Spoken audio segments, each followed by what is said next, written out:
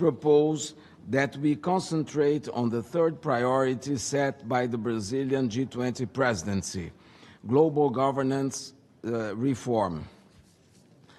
Before we proceed, however, allow me to restate the importance Brazil attaches to promoting social inclusion, combating hunger and poverty, and achieving sustainable development and just energy transitions, which constitute the other priorities set by the presidency and have been discussed in the G20 meetings. In particular, I would like to appeal to all of you to join the Global Alliance Against Hunger and Poverty, a key priority of the Brazilian presidency. In the G20 ministerial meeting of the task force to establish a global alliance against hunger and poverty, which took place in July in Rio de Janeiro, G20 members agreed in the 4 foundational documents of the initiative. Now the alliance is open to the participation of all your countries and will be officially launched at Rio de Janeiro's Leaders Summit in November. My country hopes to count on the support of all UN members for us to announce a significant contribution to the goal of eradicating hunger in the world by the end of the decade. Excellencies, as you all are aware, the second Foreign Ministers meeting in New York presents itself as an unprecedented opportunity for the G20 and other UN member states to join hands in favor of a call to action for the reform of global governance institutions, with the United Nations as its center. The call of action, carefully negotiated among G20 members and the Brazilian presidency guest countries, encompasses 3 key aspects of global governance reform. First, the reform of the United Nations. Second, the reform of international financial architecture. And third, the reform of multilateral trade system. I would like to thank all G20 delegations for their constructive engagement and for their support for this document, which we have allowed us to reach consensus on this text. Ladies and gentlemen, I now have the honor to present the call of action on global governance reform for a formal adoption by acclamation by G20 members and this whole assembly.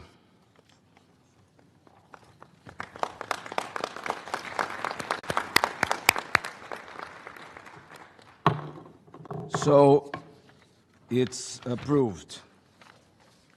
I thank all of you for your support. The call to action is now adopted by G20 members and is open for endorsement by other UN members. Those delegations that wish to do so at this meeting are invited to indicate their endorsement in their interventions. I now would like to give the floor to the Foreign Minister of India, Dr. Subramanian Jaishankar, as a member of the Troika of G20. Please, you have the floor, Minister. Thank you, Mauro. Excellencies, dear colleagues, allow me to present India's views on the 3 key areas of global governance reform. First is the reform of the UN and its subsidiary bodies. The world has evolved into a smart, interconnected, and multipolar arena, and its members have increased 4-fold since UN's inception. Yet the UN remains a prisoner of the past. As a result, the UN Security Council struggles to fulfill its mandate of maintaining international peace and stability, undermining its effectiveness and credibility. Without reforms, including expansion in both categories of UNSC membership, its lack of effectiveness will only continue. Expansion and proper representation in the permanent category is a particular imperative Asia, Africa, and Latin America, the global south, cannot continue to be shortchanged. They must be given their legitimate voice. Real change needs to happen and happen fast. The second issue is the reform of the international financial architecture. The Bretton Woods institutions have to now focus on urgent issues dictated by persistent development challenges and pressing climate change. Neither the MDBs nor the orthodox global financial system were designed to handle them. Financing and investment gaps for SDGs, estimated at up to $4 trillion annually, need to be addressed urgently. As key anchors of the global development financing landscape, MDBs must be made more robust, expansive, and effective. Significant strides were made with your collective support during India's G20 presidency in this regard. G20 leaders had called for expanding development and climate finance from billions to trillions. They had encouraged MDBs to refine their vision, incentive structures, operational approaches, and financial capacities to maximize their development impact. Brazil's presidency, as we all appreciate, has continued that momentum. The 2024 G20 roadmap for better, bigger, and more effective MDBs builds on the New Delhi mandate and the recommendations of the 2023 G20 Independent Expert Group on strengthening MDBs. The third issue is reform of the multilateral trading system. India remains unwavering in its commitment to a rules-based, non-discriminatory, fair, open, inclusive, equitable, and transparent multilateral trading system with the WTO at its core. We strongly support policies that foster trade and investment, enabling every nation to flourish in an interconnected and dynamic world. To foster a favorable trade and investment environment, we must ensure a truly level playing field and fair competition. Market distorting practices and protectionism must be firmly discouraged. India calls for comprehensive reform of the WTO to enhance its functions through an inclusive, member-driven, and transparent process. It remains committed to constructive discussions for realizing a fully operational and effective dispute settlement mechanism, the dispute settlement system accessible by all members. A reformed and fair multilateral trading system is vital for our future to be more equitable and inclusive. Colleagues, breaking the stasis requires more than incremental changes. It demands bold transformative action. The world looks to the G20 in that regard. I thank you for your attention.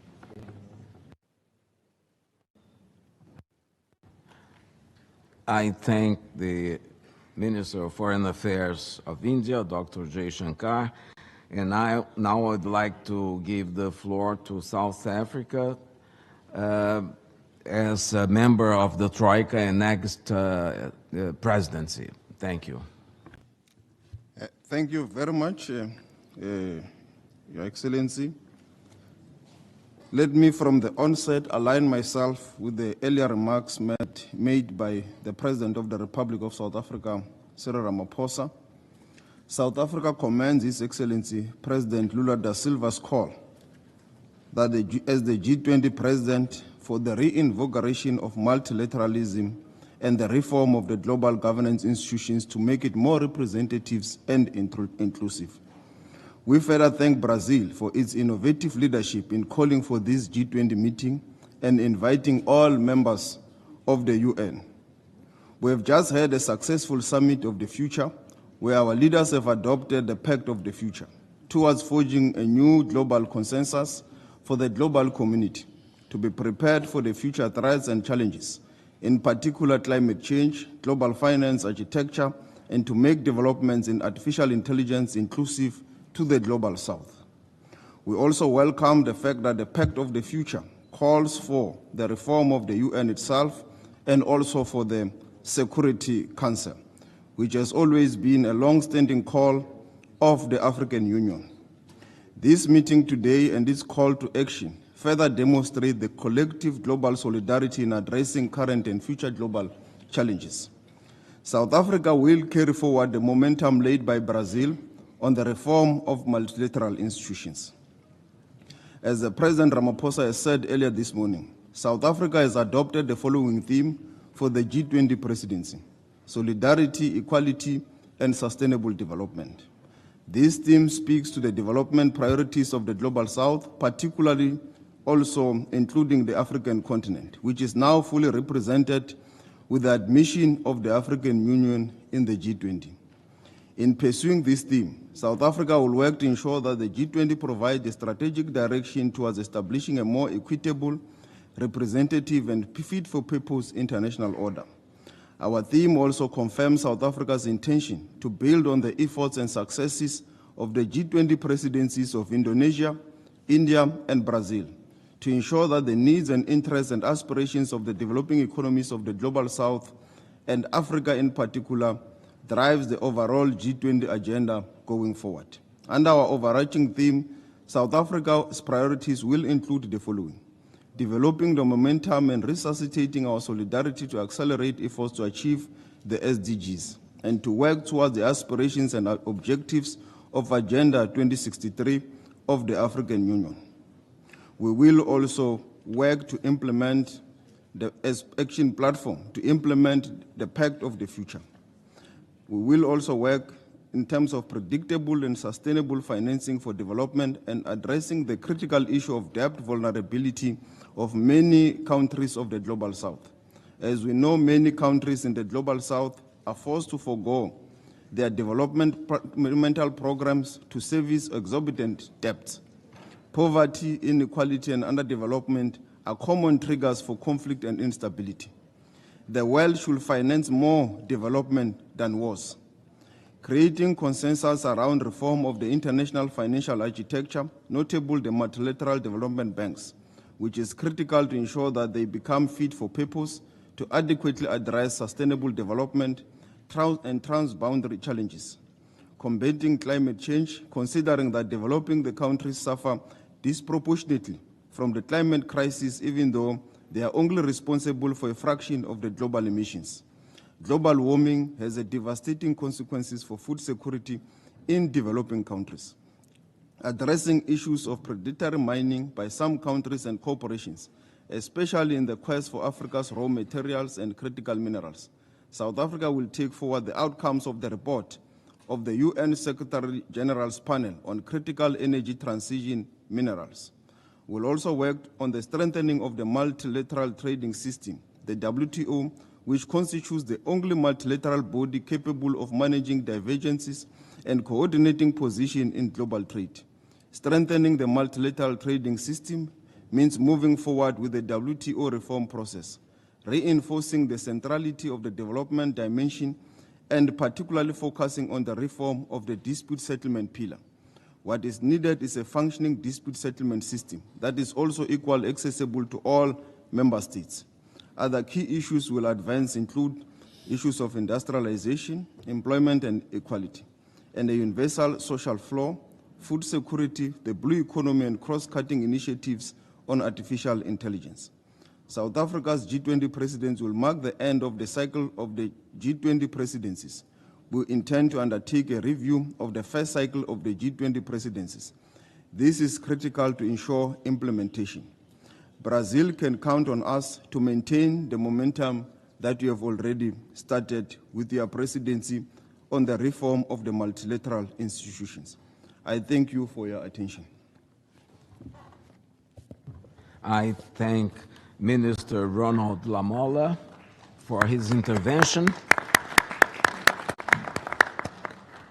Minister of International Relations and Cooperation of South Africa, and dear colleagues, before opening the floor to the other G20 members, allow me to make some housekeeping announcements. Following G20 established practice, the Troika members, India and South Africa, have already made their remarks. They will be followed now by the other G20 members in alphabetical order, according to the English name of each country or organization. The guest countries of the Brazilian G20 presidency and WTO, represented by its Director General, will follow suit. Subsequently, I will give the floor to other UN member states, permanent observers represented at ministerial level, and heads of other international organizations present at this meeting wishing to speak, in accordance with the list circulated to all participants and available through the web link provided by the Secretariat. I would like to ask everyone's cooperation in strictly observing the 5-minute time limit for intervention by states and 3 minutes by heads of international organizations. As we have a very long list of countries wishing to intervene during our meeting, keeping your speeches within this time limit is very important and will be very much appreciated by all. Now, I would like to give the floor to Mr. Mohamed Merzoug, Chairperson of the Executive Council of the African Union. Sir, you have the floor. Merci, chers collègues, mesdames, messieurs. Thank you, distinguished colleagues, distinguished invités. ladies and gentlemen, distinguished guests. Je voudrais dire que c'est avec un profond sentiment de responsabilité It is with a great d'honneur que je prends la sense parole of devant responsibility and cette honor that I'm assemblée taking the floor à at this l'occasion de meeting, cette seconde réunion des ministres des Affaires étrangères at du this G20 au nom second du meeting Conseil of exécutif, au nom the de l'Union G20 africaine, son foreign Conseil ministers. And I'm Je tiens en speaking on behalf particulier à of the exprimer mes African sincères Union, and in remerciements particular, aux I'd like to autorités express brésiliennes my pour sincere leur thanks to the Brazilian leadership, aux authorities Nations Unies aussi, for the way in which they pour have cette initiative steered this meeting, qui a and also I'd like to rendu thank the possible United cette Nations rencontre. for making this meeting possible. Leur vision est conforme à la nôtre, celle de l'Union africaine. Their vision is in line Donc, with the le African Union's renforcement vision. du multilatéralisme That is et to le say, rôle to que peuvent jouer reinvigorate les multilateralism Nations Unies dans and the la role that the United gestion Nations des rapports entre can les play États et in the les management of organisations relations between internationales. states and international Et on sait que organizations. cette réunion se tient aussi à un moment We know crucial that this meeting is being held at a critical juncture dans la quête permanente que nous in the avons context au niveau de l'Union africaine pour une réforme of the de la permanent gouvernance au quest niveau- that we au have in the niveau African mondial Union pour la for a rendre reform of beaucoup plus global inclusive. governance to make it much more Excellence, inclusive. mesdames, messieurs, Your lorsque Excellencies, ladies and l'Organisation des gentlemen, Nations Unies when the naquit, United Nations en 1945, was moins de established 4 nations in africaines étaient représentées à la conférence de San 1945, Francisco. Moins de 4 nations africaines. less than 4 Pourtant, African ce nations were moment actually historique represented a at the San jeté les Francisco bases des conference. principales But this, institutions nevertheless, qu'on was connaît used to aujourd'hui, pave the way le for Fonds the monétaire establishment of the international, la institutions Banque that we know mondiale, today, et such as l'Organisation the mondiale du commerce. World Bank and Depuis the lors, IMF. le monde a connu de Since profonds then, bouleversements. however, the world has Aujourd'hui, changed l'Afrique enormously. est résolue à jouer un rôle And majeur Africa now sur la plays scène, a sur la major scène role on the internationale, international comme l'a dit le stage. président sud-africain, futur président du G20, conformément à l'agenda 2063. And this is also in line with the L'Afrique 2063 représente désormais agenda plus that d'un Africa quart des has. membres de Now l'Organisation Africa des makes up Nations more than a Unies, quarter of United abrite une Nations population de members. 1,4 milliard de personnes, And there are soit more than 17% de la 1.4 population billion people au living in niveau Africa, which is mondial, 17% of the global dont population. 62% âgés de moins de 20, And âgés 62% de of moins de those 25 people ans. are aged Ce less than 25. dynamisme démographique So this is est a un atout demographic précieux. momentum which is very pour nous, au precious, niveau not africain, just mais for us aussi pour within la Africa, communauté but au also niveau for mondial dans the sa entire global transition community énergétique et in ses terms aspirations of the économiques implementation of the futures. energy C'est dans cette transition, for optique que l'Union instance. africaine salue avec It is in enthousiasme this l'appel viewpoint lancé par la that présidence we brésilienne du welcome G20 the pour appeal une réforme launched by the Brazil presidency for there to be a substantial de la reform gouvernance à of l'échelle mondiale. global Cette governance. initiative arrive à un moment This critique. initiative is being taken at a very critical time. D'une redoutable gravité, nous le pensons pour We notre think that it's devenir a very au plan collectif. serious Elle doit moment, être pleinement soutenue et nous and la therefore the soutenons, initiative cette should be fully initiative. supported, and Nous we saluons do particulièrement fully le support consensus it. qui We est en train particularly de welcome s'esquisser sur la consensus nécessité that is de being réformer built la about the need composition du to Conseil de sécurité des reform Nations the Unies composition of the afin UN Security de Council mieux so that refléter it can les better grands équilibres reflect the géopolitiques major actuels. current Parallèlement, il geopolitical est impératif de balance. renforcer le We rôle de also l'Assemblée need to générale beef et up de the role l'ECOSOC of the tout General en Assembly garantissant and une ECOSOC, synergie entre while les also efforts ensuring de consolidation synergies de la paix des between Nations Unies et les peace-building mécanismes régionaux efforts comme and l'architecture africaine de paix et regional de sécurité. initiatives such as the Mesdames, Messieurs, la African réforme de l'architecture Peace and Security Council. financière mondiale est également We also essentielle. need to see Nous nous reform réjouissons of des the avancées, international financial notamment system. We l'extension welcome du the conseil progress that has been d'administration du made, Fonds monétaire notably within the international. context of the Toutefois, IMF nous devons aller governance plus loin board, but we need to go further pour than this. restructurer le traitement de la dette, en We need to particulier restructure the way in au sein du which cadre commun. debt is Le treated. surendettement des pays à faible moyen The revenu est une menace over-indebtedness directe of pour le low-income développement countries économique is a et la major threat to the résilience global face aux economy, crises and it's a récurrentes. major Le threat soutien du to G20 à countries' l'intégration et au développement dans les resilience. travaux de l'Organisation mondiale du commerce This is est tout à something fait crucial. that needs to Depuis le be lancement du borne cycle in de mind Doha, in the les context attentes des of pays the en développement, en WTO. particulier Since the celles Doha des process pays was africains, launched, n'ont pas été suffisamment prises en compte.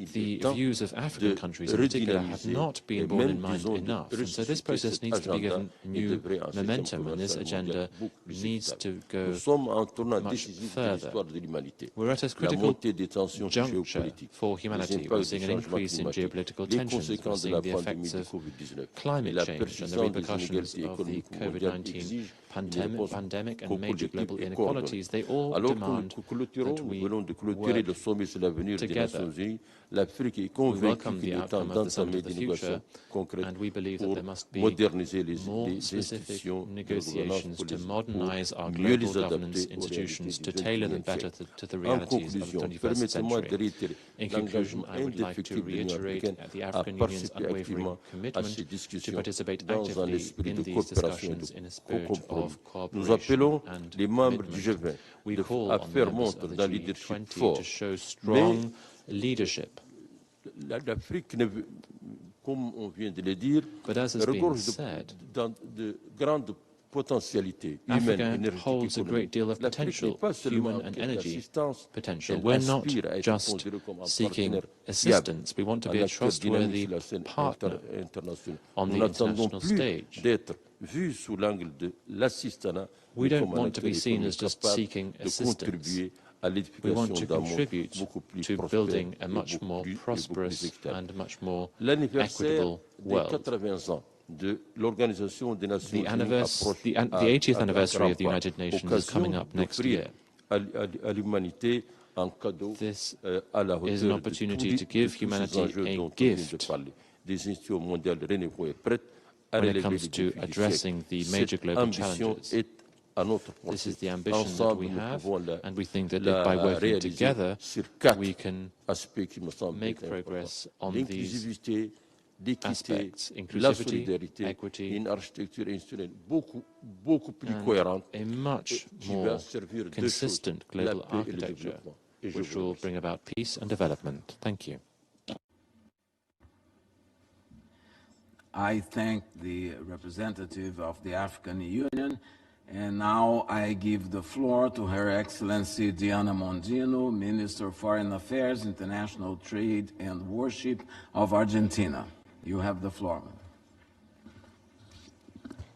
Thank you, Mr. President.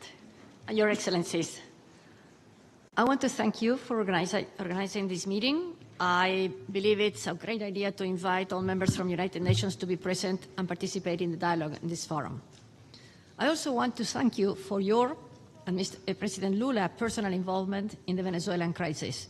Brazil has taken a very brave and gallant attitude, accepting to follow and protect Argentinian interests there, considering that there are some asylum seekers that have been staying at our residence for over 6 months.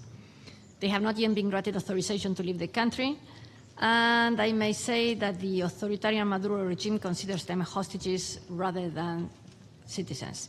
And again, not necessarily considering what we have to discuss in this forum, but I also want to bring to all attendees' attention that yesterday, Mr. David Lammy, Foreign Office Minister of the United Kingdom, and myself, have announced that we have agreed on a variety of issues regarding Malvinas. Most important and noticeable, it is a humanitarian project that the Red Cross will be conducting. Well, focusing on the subject of this meeting that we are having, we believe in the call for action on global governance, and we all must help fight against hunger and poverty. We are here discussing also international organizations so as to make sure that the system has the proper levers to guarantee peace, allow for non-discriminatory trade and finance development. President Lula has just proposed to review the United Nations Chart. I agree, and I add, based on Article 109. This allows to rethink the system and go back to its origins within the system. We're all worried with the present situation. Let's change.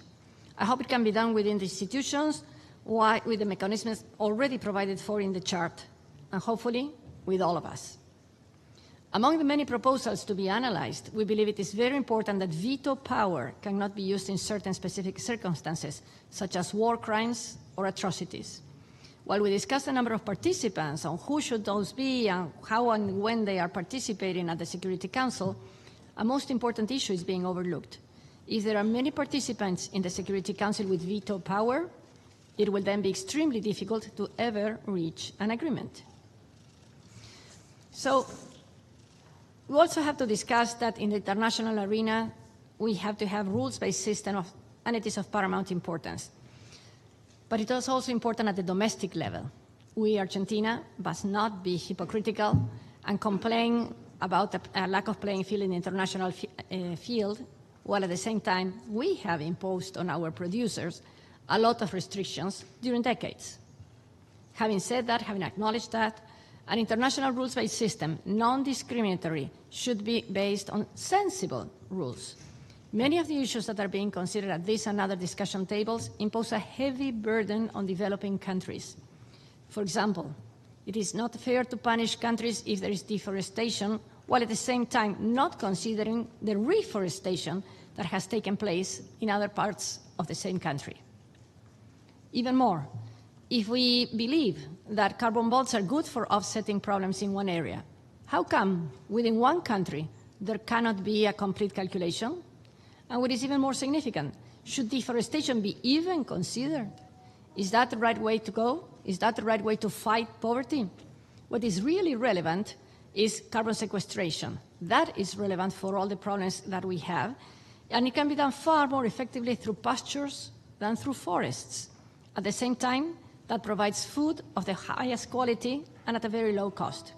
If we really want to stop hunger and poverty, we cannot discard our very best option. And by the way, and I stress, it also helps with decarbonization. At the same time, we suggest the approach to many issues should be slightly different. We all know the carrot and the stick metaphor. Rather than only applying the stick, there should also be carrots. That is to say, there must be incentives to do the right thing for our people. That will also benefit customers in other countries. And as far as I know, more supply and less monopolies are most probably a very good thing. When we mention rules-based system, we should particularly consider the World Trade Organization, that hopefully will be very proactive in the future. Having a few, or even one country with an opposite opinion should not be hindering the rest of the world for taking the right kind of actions. On the other hand, we all want peace. President Milei has mentioned yesterday in his approach that trade guarantees peace, freedom guarantees trade, and equal rights guarantees freedom. We need freedom to have trade, to have peace. Mr. President, as a country that has a constitution that was enabled back in 1853, with French and American Revolution at its origins and hearts, and a government that holds liberal values, in many countries those are called libertarian, we hope that we can find the right way to fight poverty, hunger, and the many other ailments in the world. And may I finish paraphrasing from yesterday President Lula's address to the Assembly. Fome não é apenas o resultado de fatores externos, sobretudo é das escolhas políticas. O que falta é criar as condições políticas. So hunger is not only the result of external factors, above all, is the result of political decisions. We must work to create the right political conditions. Thank you very much.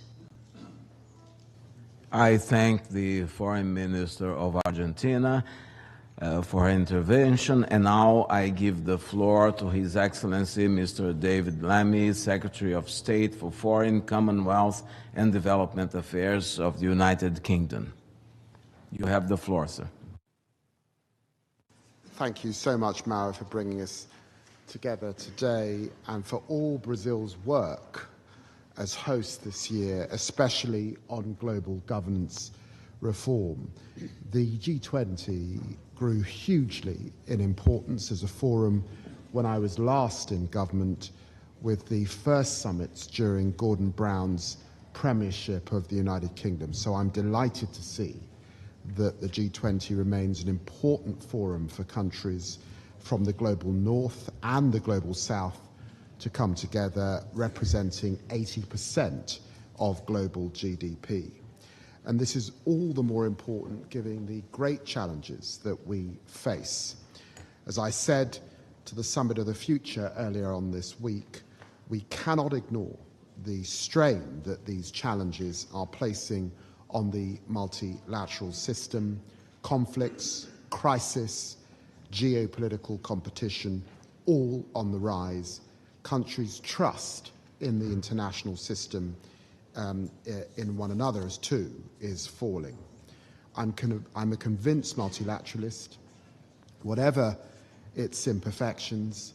With my own heritage, I know how far the world has progressed over the centuries, from an imperialist era of right is might to a rules-based international order founded on the principles of the UN Charter, which has brought security and prosperity to so many.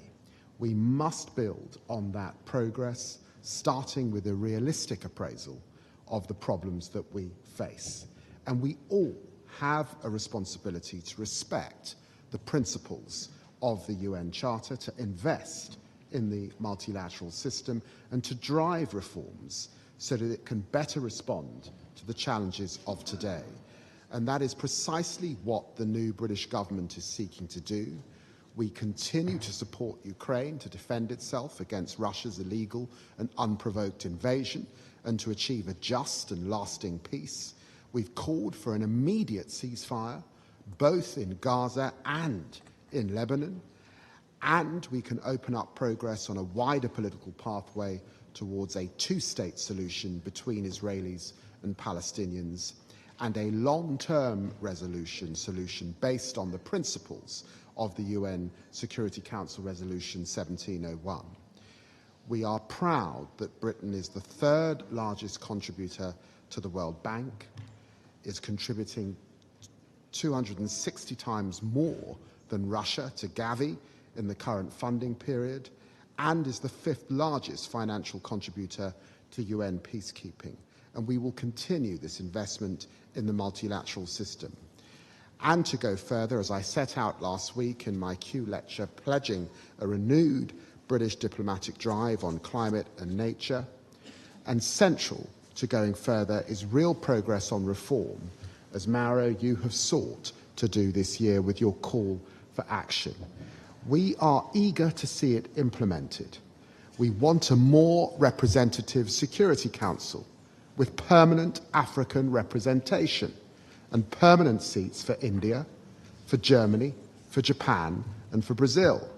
And we also support expanding the non-permanent category of membership, taking the Council's total membership to somewhere in the mid-20s.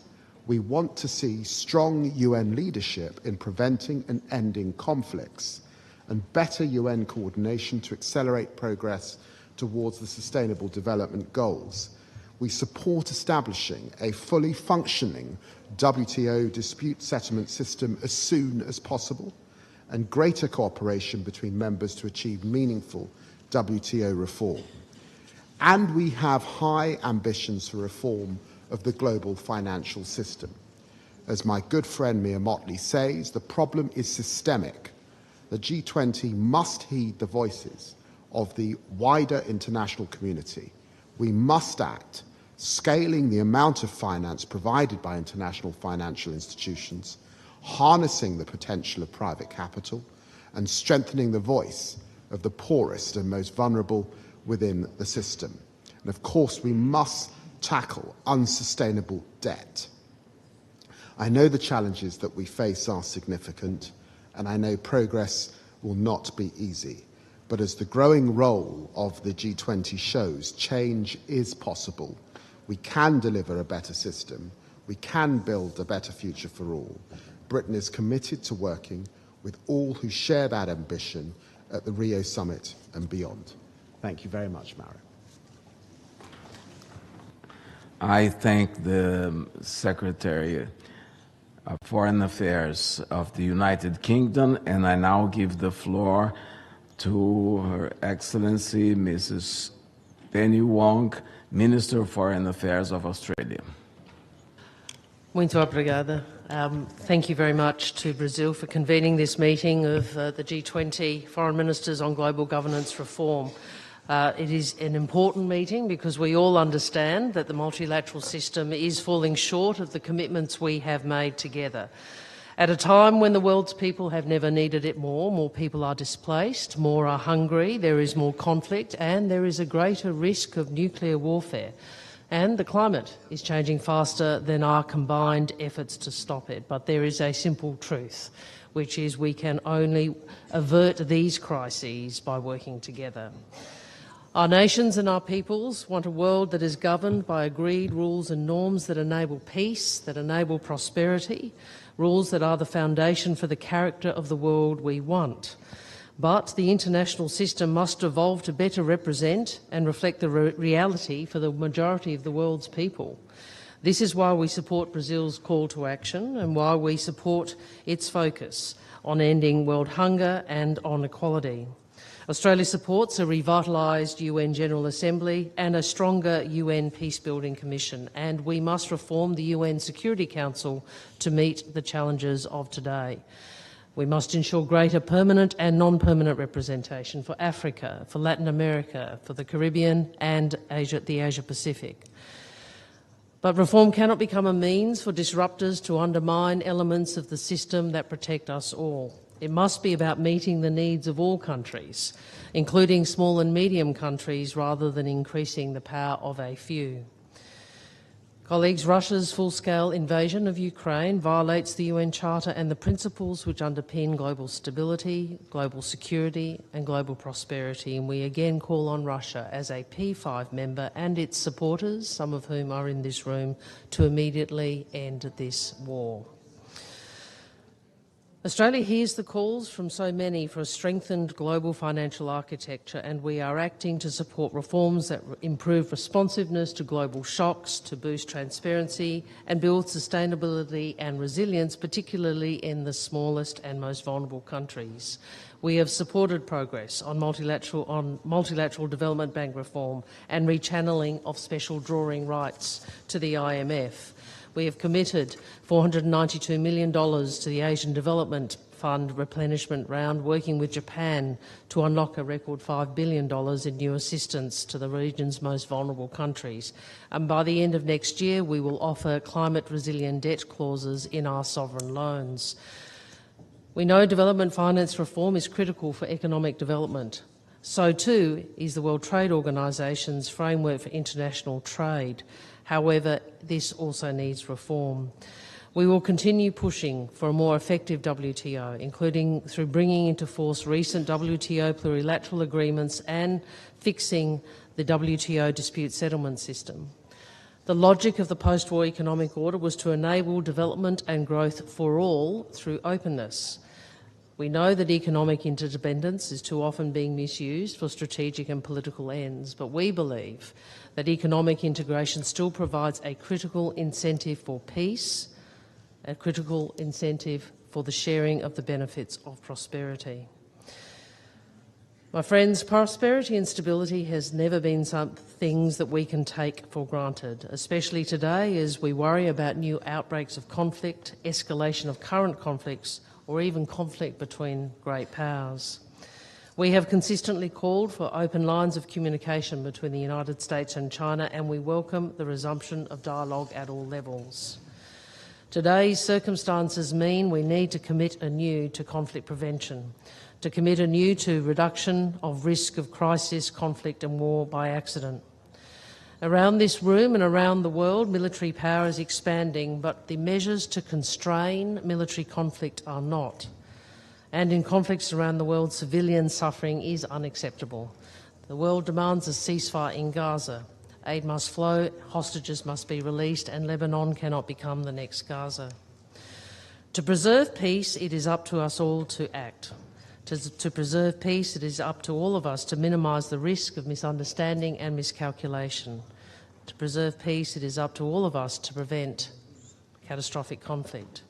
Australia is committed to playing our part, to maintain conditions for peace through our diplomacy, through supporting the multilateral system while playing our part in transparent and collective deterrence of aggression. This is in pursuit of our desire for a world where every country operates by rules that we have all had a say in shaping.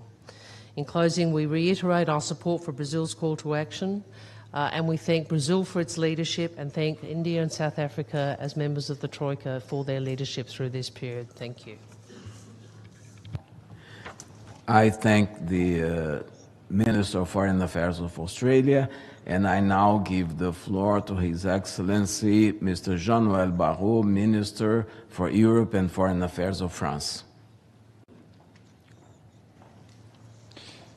Chers collègues, mesdames et messieurs, je Distinguished remercie la colleagues, présidence ladies and brésilienne gentlemen, du I'd like to G20 thank the et en Brazilian particulier le G20 ministre des presidency, Affaires specifically the étrangères, Minister of Mauro Foreign Vieira, Affairs, d'avoir pris Mauro l'initiative Vieira, de cette réunion dans for un esprit putting de forward cohésion this initiative, et de holding this coopération. meeting in the spirit of Nous cohesion and célébrons cette année cooperation. le This 80e year marks the anniversaire des 80th institutions anniversary de Bretton of Woods the Bretton et Woods se tient sous institutions, l'égide du secrétaire général, as well le as sommet de the l'avenir. Summit of the Future, C'est un moment held under unique the pour auspices réaffirmer of the l'importance du Secretary-General. système This is a multilatéral singular moment, avec an les Nations opportunity to Unies en reassert the son importance centre of the multilateral et system pour with the accélérer sa United Nations réforme. at its heart, as well as to accelerate Malgré ces the reform imperfections, thereof. le système existant reste Despite its indispensable pour shortcomings, répondre the aux current crises system auxquelles is nous absolutely sommes vital if we confrontés. are to tackle the crises we Il face. doit toutefois devenir plus Nonetheless, juste the system must plus become efficace. fairer and more Les défis effective. ne manquent pas, qu'il s'agisse de There is lutter no contre la shortage of pauvreté, challenges, les combating inégalités poverty, ou encore contre le inequality, changement as well climatique. as climate change. De nous mettre en position de We répondre à des must pandémies position globales ourselves lorsqu'elles in adviennent. order to be able to respond Ces to global ambitions pandemics que le when they Brésil strike. porte dans le cadre de sa présidence du These G20 are et the qu'il ambitions portera Brazil is en pursuing prenant as la part of its présidence de la G20 COP30 à presidency. Belém, And nous les partageons. C'est it dans will cet be esprit que taking la these France forward soutient de at façon claire, the historique et COP30 in constante Belém. la We support réforme these du Conseil ambitions. de It is in sécurité, this spirit that avec la France has conviction qu'elle supported nécessite Security un Council élargissement dans ces reform deux in a catégories de clear, membres. historic and unswerving fashion. Nous sommes engagés We're depuis 2 convinced that we décennies need pour que l'Afrique Security soit mieux Council représentée enlargement au Conseil across de its two categories sécurité, of y membership. compris parmi les membres We've been permanents. committed for over 2 decades to getting C'est une Africa composante forte du a modèle better du G4 representation et donc on du the Security Brésil, Council, dont including nous amongst the soutenons permanent les members. aspirations à un This is a key siège de component membre of the permanent. G4 model and La thus France a d'ailleurs été Brazil's engagée pour as que le well, G20 and we accueille support the l'Union aspiration to a africaine permanent à seat. ces réunions. Furthermore, France is committed Dans ce même to esprit de responsabilité, inviting la the African France Union porte, to G20 avec le meetings. Mexique, In une initiative a qui ne similarly nécessite pas de responsible fashion, modification de la France, Charte together with Mexico, et qui has put permettrait forward an l'usage initiative that responsable du requires droit de no veto change en to the UN s'engageant Charter, à ne pas but allows recourir for a au veto responsible en use cas of the d'atrocité de veto, masse. committing to avoid Je me recourse to the veto félicite qu'un grand in cases nombre of d'États mass autour de cette atrocities. table soutiennent déjà notre I initiative. welcome the fact that a Et large j'appelle number tous of ceux qui states souhaitent here faire at the bouger les table lignes have already à nous supported rejoindre. our initiative. I call on those who'd like to do so to L'Assemblée join us générale and doit être bring about change. revitalisée pour être plus The General efficace. Assembly must be Elle doit revitalized nous to aiguiller vers bolster l'atteinte its des objectifs du effectiveness. développement It durable must et le guide respect us du droit towards the achievement of international, the du droit SDGs humanitaire and et des towards droits de l'homme. respect of international law, Il faut aussi écouter humanitarian ce qu'elle law nous a déjà and dit. human rights. 143 États membres de We l'Assemblée must générale listen ont to affirmé what leur the soutien à la G8 has souveraineté already et à l'intégrité conveyed to us. territoriale de l'Ukraine 143 en member octobre states of the General 2022. Assembly affirmed their En support février to 2023, Ukraine's sovereignty and territorial 141 integrity. États They ont did this in demandé le October retrait des troupes 2022. russes In d'Ukraine. February 2023, Ce message est 141 clair. states called for the withdrawal of Russian troops La from réforme ne doit Ukraine. pas être The limitée message aux is organes crystal clear. new-yorkais.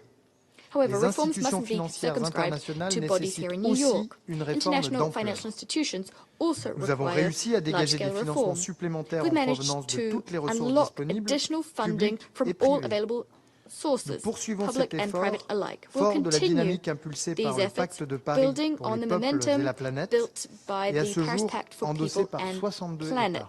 Le 4P a produit des résultats concrets. Je pense au déploiement de mécanismes innovants, comme par exemple des clauses de suspension du service de la dette en cas de catastrophe naturelle.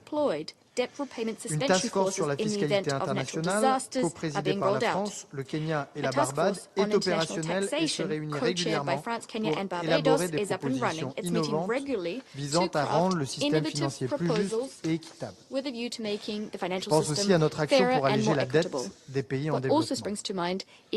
Précisément, les aspirations des pays en développement doivent être mieux prises en compte. Et pour cela, ils doivent être davantage représentés dans ces institutions.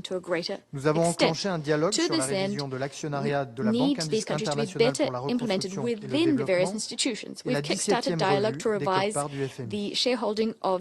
L'Organisation mondiale du commerce doit être plus efficace pour lutter contre le protectionnisme et répondre aux nouvelles réalités. Nous partageons tous le même constat.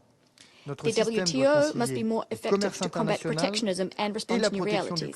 We all agree with the assessment our system must reconcile international trade and the protection of biodiversity and our climate. Let's work together to come up with rules and mechanisms which will make international trade a catalyst of the energy and environmental transition at the global level. Je terminerai ainsi. By way of conclusion, à travers son appel à l'action, le G20 démontre qu'il aspire à faire de la réforme de la gouvernance mondiale une réalité concrète pour une action collective efficace. C'est dans un esprit constructif que la France s'engage à contribuer à cette réforme contre les fragmentations, dans le respect des règles, pour le bien de nos populations. Je vous remercie. I thank the Minister of Foreign Affairs of France and now give the floor to His Excellency Mr. Josep Borrell, High Representative of the European Union for Foreign Affairs and Security Policy. You have the floor. Thank you, and thank you to Brazil. I commend you, Minister, and President Lula for making the G20 a driver for change and a key forum to address the complex challenges of our time. The G20 call to action on global governance reform presented today translates our commitment to move from words to action. We have a lot of words, maybe not so much action. And to increase the effectiveness of the multilateral system, with the United Nations at the core, the European Union fully supports this text. This reform should reflect our commitment to the rule of law, to humanitarian principles, to protect human rights and dignity for all individuals. But how can we be credible to reinforce our commitment to United Nations Charter and international law when Russia has started and continuing a brutal, illegal and unprovoked war of aggression against Ukraine? How can we say that we are committed to the United Nations Charter when in the Middle East, how many resolutions of the United Nations has been unfulfilled for many years? How many resolutions of the United Nations and ruling of the International Court of Justice have been completely forgot and not implemented by Israel? How can we continue saying that we are upholding the United Nations Charter when some relevant actors continue forgetting and misleading, not implementing what the United Nations institutions decide? We have heard President Zelensky here in New York. We support the key objectives and principles of this Ukrainian peace formula for a comprehensive and lasting peace. Only this path will bring a durable solution which matters beyond Europe as well. Many other crises, I mentioned only two, but there are Sudan, Haiti, just to name a few. A call for an effective United Nations can uphold, in facts, the United Nations Charter and deliver our commitment to peace and security. in the Middle East in particular, is indispensable to reach a ceasefire, to alleviate the catastrophic humanitarian situation and stop the escalation of violence in the region. As my colleague from Australia has said, Lebanon cannot become a second Gaza, and Gaza cannot become a second West Bank, and the second West Bank cannot become a third Gaza. The reforms addressed in the call for action are of key importance. I think there are three issues in which we have to focus our attention.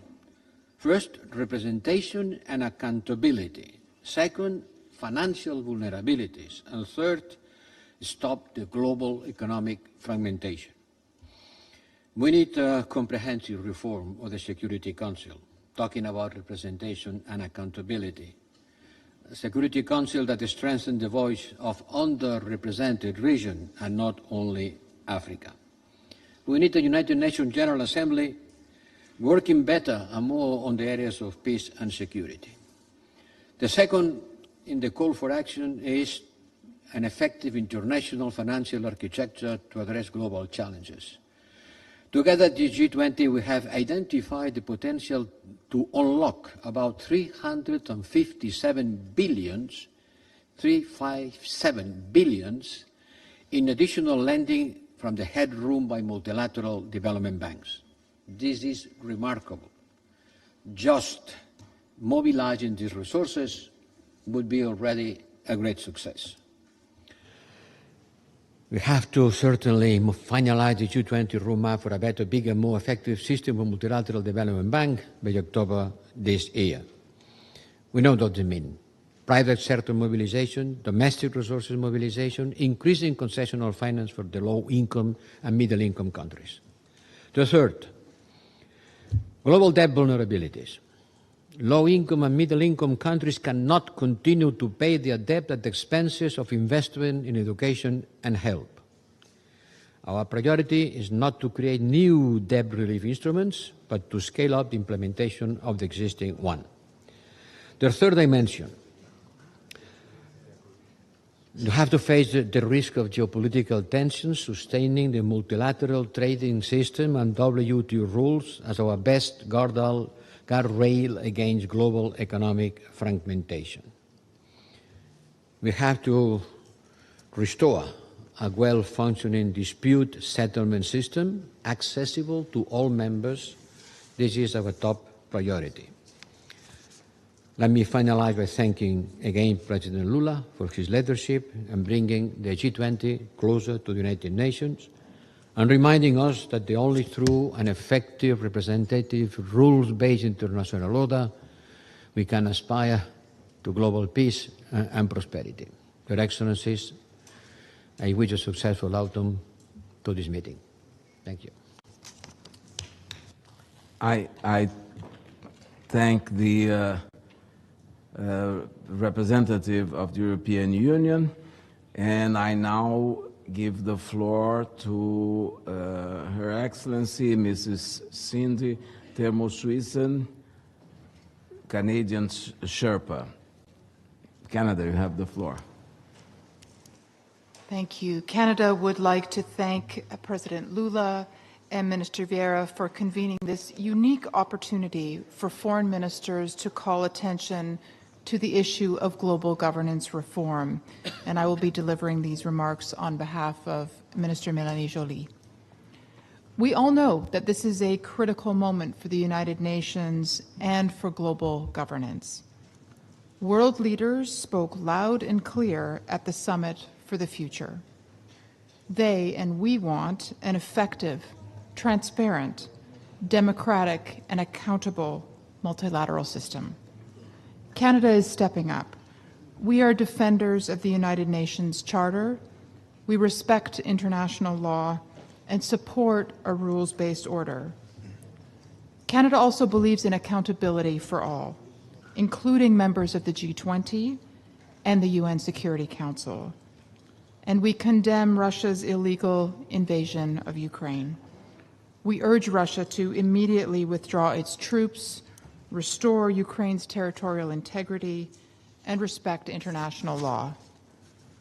Canada also calls for the return of Ukrainian children to their families and communities. These children are being deprived of their childhood, their language, their culture, and their identity. We cannot accept a world in which might makes right. We all have a role to play in maintaining a world order anchored in a rigorous and resilient system based on cooperation and respect for sovereignty and the rule of law. We all agree we need a UN that delivers results for everyone. Le Canada soutient pleinement l'appel à une plus grande coordination entre les organismes, les fonds et les programmes des Nations Unies. Et nous reconnaissons le rôle du Conseil économique et social dans l'établissement de ces liens. In Nous establishing adhérons à these la links, vision we d'une subscribe to the organisation des vision Nations Unies à according la to which fois the United Nations inclusive would et be représentative. both inclusive and À titre de representative. président du Conseil économique et social des Nations Unies, le Canada Canada, collaborera presiding avec over tous les ECOSOC, membres afin will d'améliorer work hand in hand with davantage all les members méthodes de to travail further du Conseil, improve the Council's notamment working en methods, permettant une plus specifically grande by participation du ensuring milieu greater universitaire, participation de la on communauté the part of scientifique, academia, the de la scientific société community, civile civil et society, d'autres intervenants. as well as other entities. Le renforcement du pouvoir des femmes a un effet Buttressing the multiplicateur power pour le of développement. women will have a Et le Canada multiplying effect on continuera aussi à development. encourager Canada will also l'égalité des continue genres. to promote gender Nous equality. appuyons les propositions We'd like visant to à endorse the renforcer le proposals rôle de la which Commission aim de to strengthen consolidation de la paix des Nations Unies the Peacebuilding afin qu'elle Commission puisse pleinement mettre so à that the profit ses rôles de PDC conseil, can de liaison harness et de its mobilisation advisory, pour aider les liaison pays à and prévenir les mobilization conflits roles, helping countries et à to maintenir la prevent paix. conflicts and to Dans maintain le peace. même ordre d'idées, In nous a similar devons fashion, aussi favoriser une plus we must grande also participation promote des femmes greater aux opérations participation de paix by et women in améliorer la peacekeeping operations formation du as well as personnel de maintien de improve la paix. peacekeeper training. Canada also fully supports United Nations Security Council reform. We continue to call for a comprehensive and realistic reform of the UN Security Council that prioritizes equitable and meaningful representation. An increase in non-permanent membership category offers every member state a concrete opportunity to contribute actively to the maintenance of international peace and security, thus rebalancing the UNSC. Canada's interpretation of today's call to action is that countries are ready to consider an expansion of the Council in the non-permanent membership category. We maintain our position that we are not in favor of adding new members to the permanent membership category, nor of extending the right of veto. Canada's interpretation of the G20 call to action is that no agreement has been yet reached at G20 level on adding new members to the permanent membership category or on extending the veto power. Canada commits to continue to work constructively to find common ground on this important issue. Enfin, il nous faut des institutions Last but not least, financières we need internationales international prévisibles financial et flexibles. institutions which are both Nous predictable devons and flexible. renforcer nos banques We must multilatérales strengthen de our développement pour multilateral les rendre development plus banks grandes, meilleures to et make them plus greater, efficaces. better, Il and est more essentiel effective. qu'elles répondent It's aux absolutely besoins à vital la fois that we des meet the économies needs both développées of et developing des économies economies émergentes, and emerging economies afin as well. d'atteindre les objectifs The goal en matière de climat to et de achieve our développement climate and et de development s'attaquer aux défis objectives, de as well as dette to qui tackle affectent multiples the issue of économies. debt, which is hitting Le many G20 economies. est un The partenaire G20 constructif is dans a ce constructive domaine. partner Il a in accompli this un task. travail The important G20 pour faire has progresser done les a great deal réformes of work concernant so as to les take us banques forward multilatérales de on développement. multilateral development bank At the reform. same time, it is vital to mobilize more funds, and we need to be innovative. Hybrid capital, the channeling of special drawing rights and other tools, including country-specific solutions, can help us make better use of funds. Only by working together can we achieve sustainable development and a more prosperous, peaceful future for all. La réforme de la gouvernance mondiale sera la clé de notre réussite. Will be the key to our Le Canada success. est prêt à Canada travailler de stands manière ready concrète à la work réalisation concretely de cet objectif. to achieve this objective. Merci. Thank you. I thank the representative of Canada, and I now give the floor to Her Excellency Mrs. Retno Marsudi, Minister of Foreign Affairs of Indonesia. Very much, Mauro. Colleagues, we must confront the uncomfortable truth. There are signs of failure of multilateralism, fragmentation of global governance, erosion of trust, and inadequate response to emerging challenges. The consequences of this failure are profound. Without a functional multilateral system, we risk sliding into an era where power prevails over justice. Indeed, the dire humanitarian situation in Palestine has truly revealed on how frail multilateralism has become. The genocide in Gaza, along with the escalation of tension in the Middle East, serve as a reminder of the urgent need to uphold international law and fundamental rights without exemption, as our VP Borrell mentioned about it. Do not let what happened in Ukraine, Gaza, West Bank, Lebanon becomes a new normal.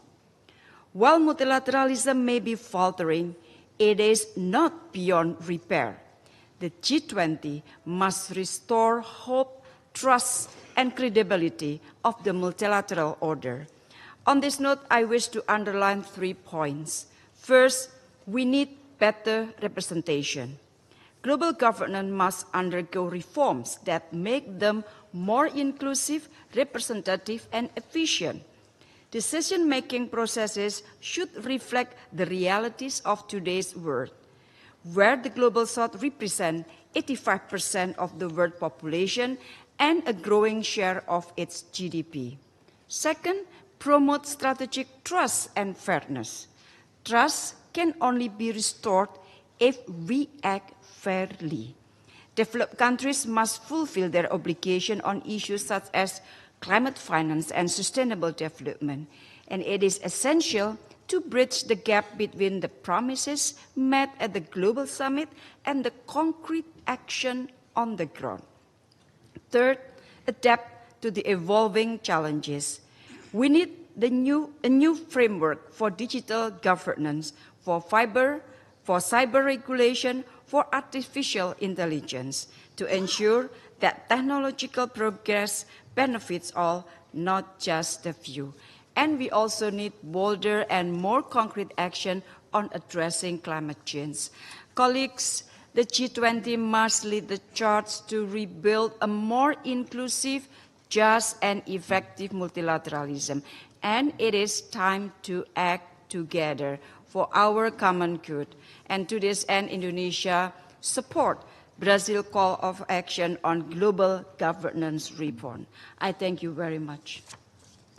I thank the Minister of Foreign Affairs of Indonesia, and I now give the floor to His Excellency Mr. Wang Yi, Minister of Foreign Affairs of China.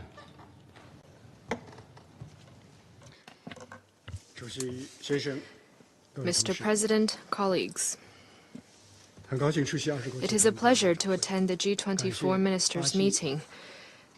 I'd like to thank Brazil for your active efforts. The theme of this year's summit is Building a Just World and a Sustainable Planet. This echoes the call of the times and meets the aspiration of the people.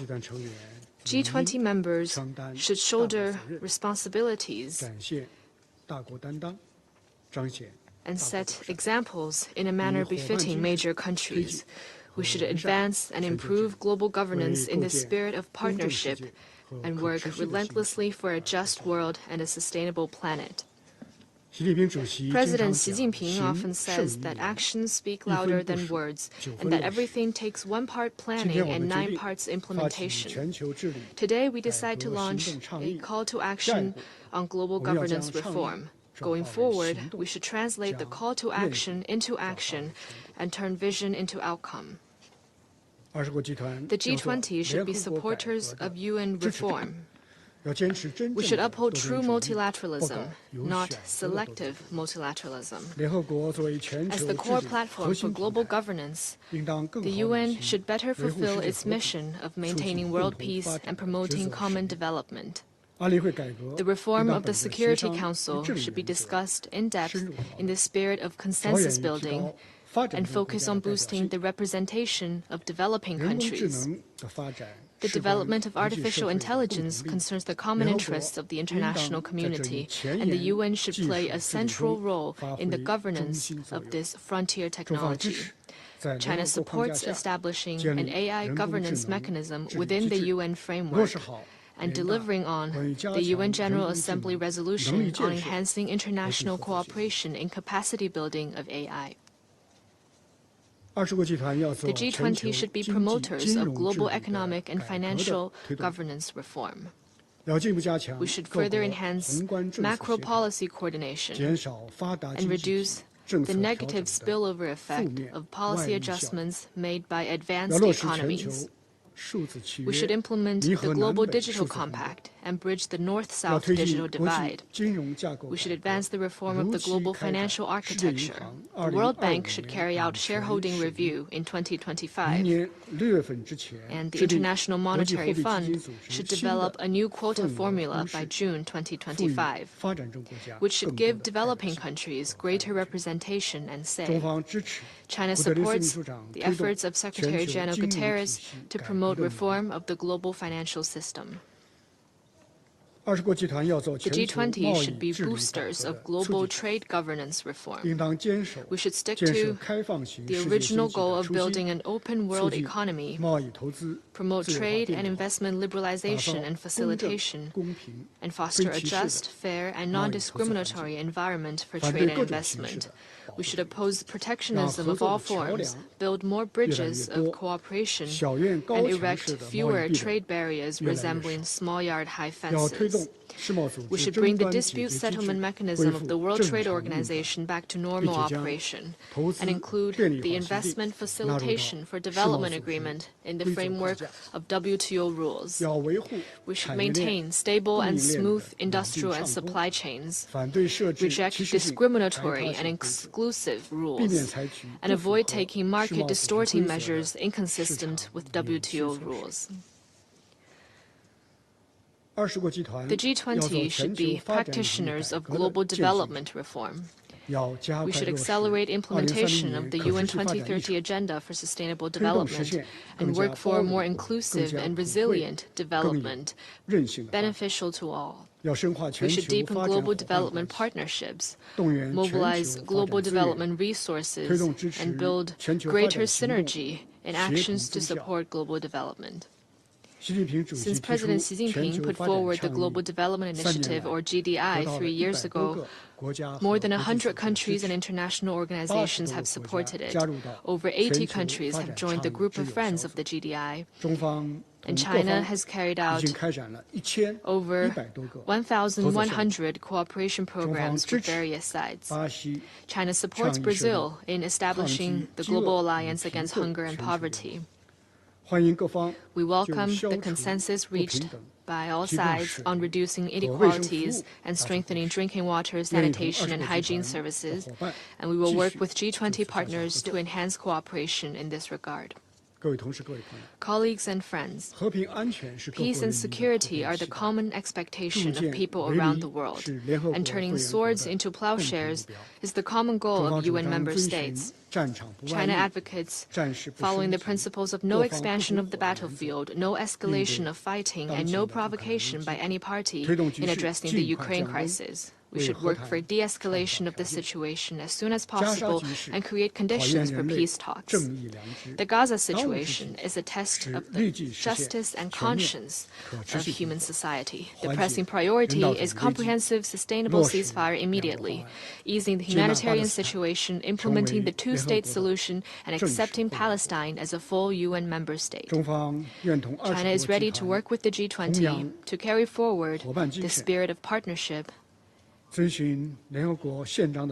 follow the purposes and principles of the UN Charter, advocate an equal and orderly multipolar world and a mutually beneficial and inclusive economic globalization, and work with people of all countries to share the fruits of development and create a better future. Thank you. I thank His Excellency Mr. Wang Yi, Minister of Foreign Affairs of China, and I now give the floor to His Excellency Edmondo Cyril, Deputy Minister of Foreign Affairs and International Cooperation of Italy. I would like to thank the Brazilian Presidency for convening this second Foreign Ministers meeting in a new unprecedented format, open to the whole UN membership. We greatly appreciate this inclusive approach of the Brazilian Presidency. The Italian G7 Presidency is marked by the same inclusive vision. As Prime Minister Meloni stated during the Apulia Summit last June, the G7 is not a closed fortress, but an offer of values open to the world, having as a goal our shared development. We need a collective, renewed commitment towards effective multilateralism. Today, more than ever, we need to foster respect for international law and the UN Charter, particularly in the face of blatant violation of the Charter, such as the Russian aggression against Ukraine. Let me here again strongly condemn Russia's war of aggression, reaffirm our steadfast determination to support the Ukrainian people in their defense of freedom, sovereignty, independence, and territorial integrity within Ukraine's internationally recognized borders, in line with the fundamental principles of the UN Charter. The international community is also facing a very serious situation in the Middle East, following Hamas' brutal terrorist attack against Israel on 7th October last year. All hostages must be released. We need to address the dramatic humanitarian crisis in Gaza and work for sustainable ceasefire. We need a durable peace for the region based on two-state solution. In parallel, we also have several structural global challenges before us, such as climate change, eradicating poverty, and the impact of a digital transition, particularly the rollout of artificial intelligence. The Summit of the Future, held a few days ago, was a concrete step towards the acutely needed relaunch of multilateralism.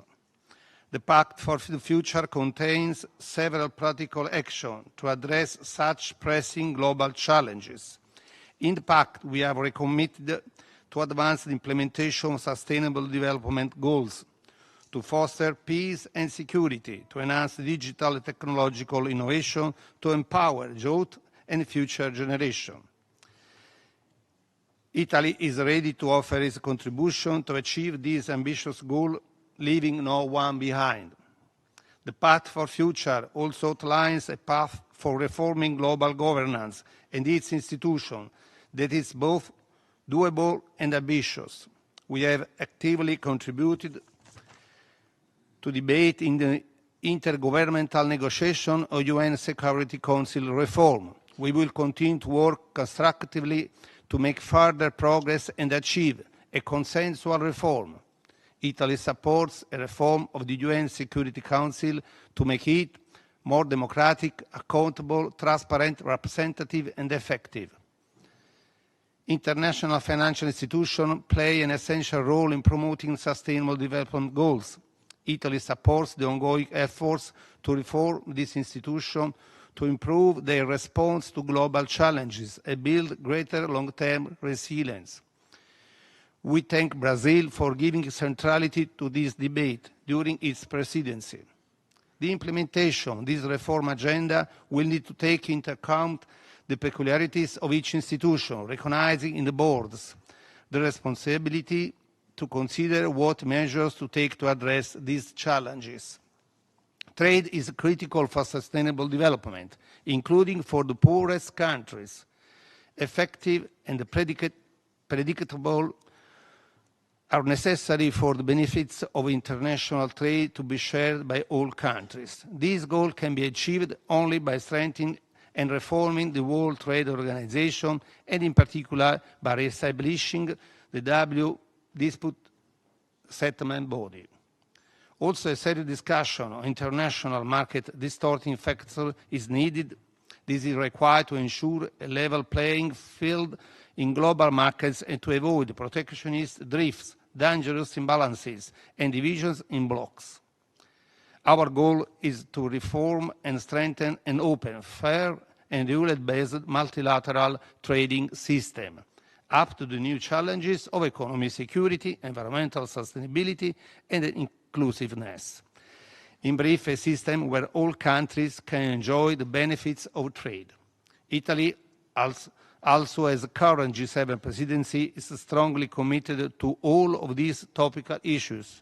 Our action will remain inspired by an open and inclusive approach. Thank you.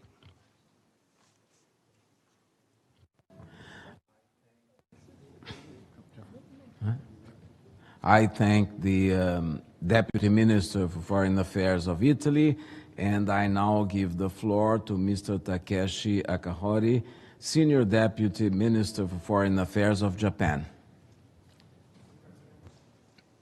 Excellencies, distinguished representatives, the international community is grappling with severe global challenges.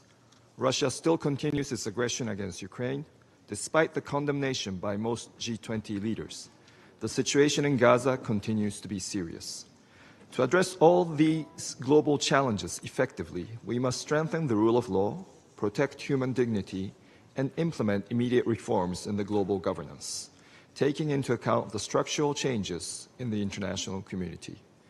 In these circumstances, the convening of today's G20 foreign ministers meeting is very timely. Japan is grateful to Brazil's initiative. Reforming the UN, central to multilateralism, is one of the most pressing issues. With the UN's 80th anniversary approaching next year, now is the time for reform. The international community faces numerous challenges, including Russia's ongoing aggression against Ukraine, North Korea's nuclear and missile development, rising tensions in the Middle East, and frequent conflicts and terrorism worldwide. The international community wants the UN, especially the Security Council, to be credible, transparent, and to fulfill its responsibilities in an effective manner. We must turn the Summit of the Future's recognition of the urgent need to reform the Security Council into concrete action.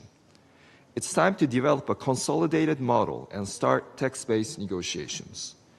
Additionally, the majority of countries, including developing nations, are calling for an expansion of both permanent and non-permanent membership. The G20 must support the momentum for UN and Security Council reform and take action. Regarding MDB evolution and development finance, Japan will contribute to advancing MDB evolution by considering each institution's characteristics and discussions, including those at the Board of Governors meetings. To boost lending capacity for developing countries, it is essential to leverage existing capital and to mobilize private capital.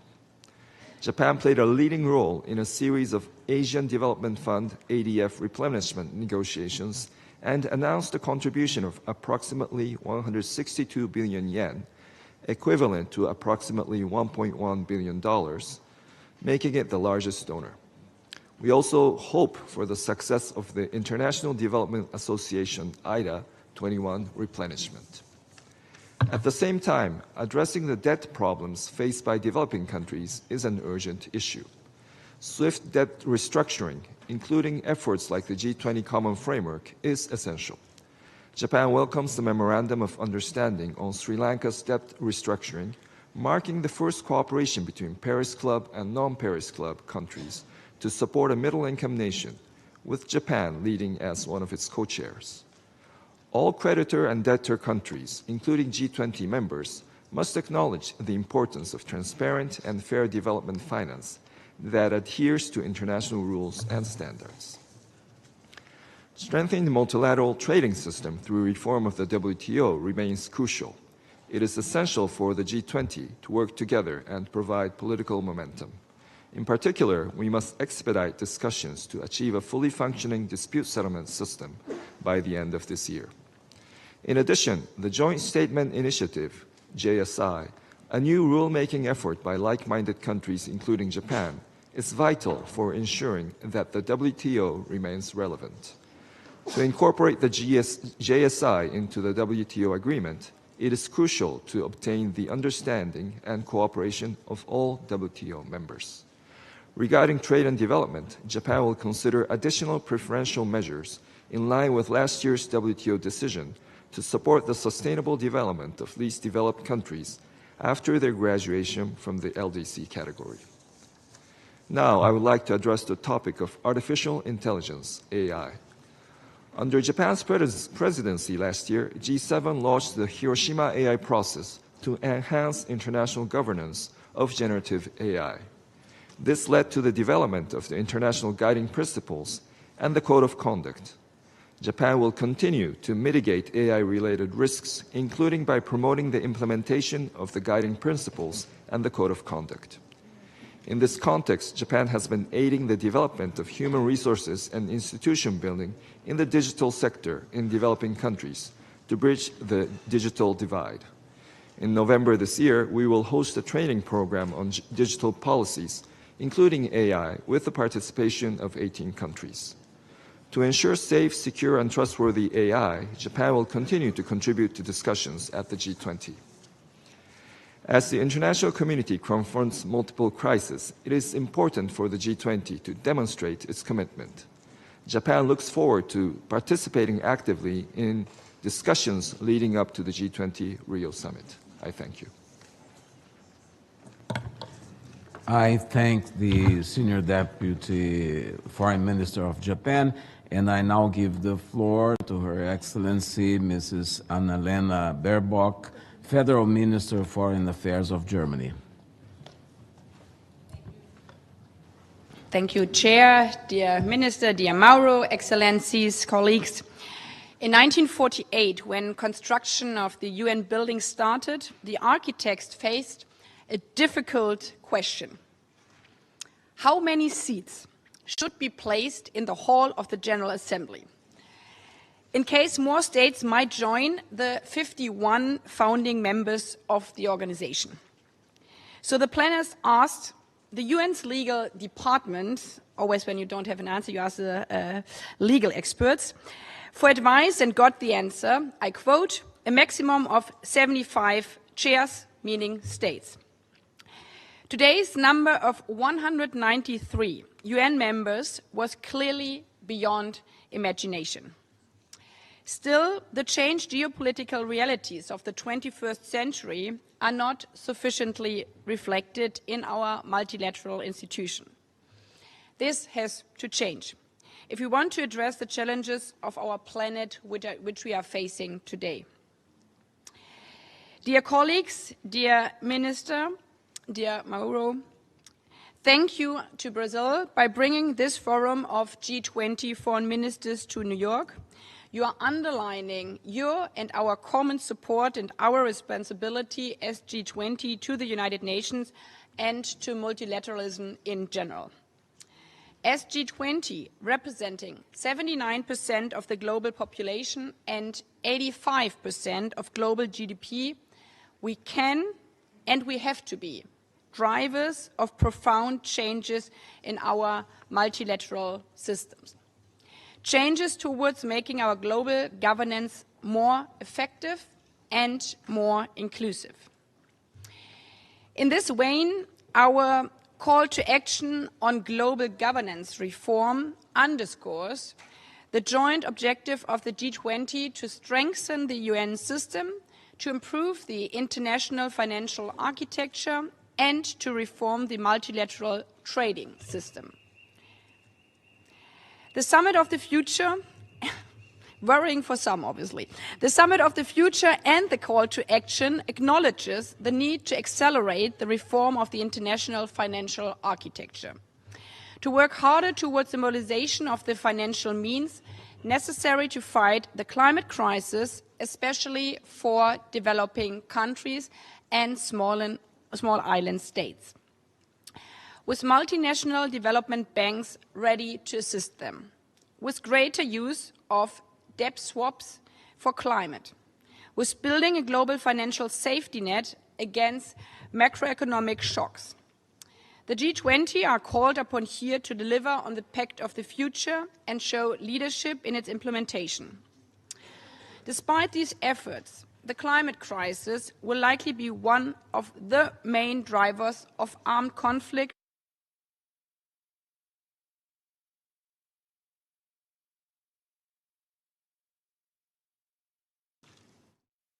Ladies and gentlemen, the number of UN member states has almost quadrupled since 1948.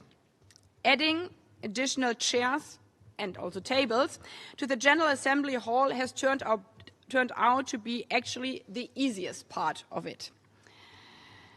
What was and is more challenging is a comprehensive reform of the institutional architecture of the United Nations, including the UN Security Council.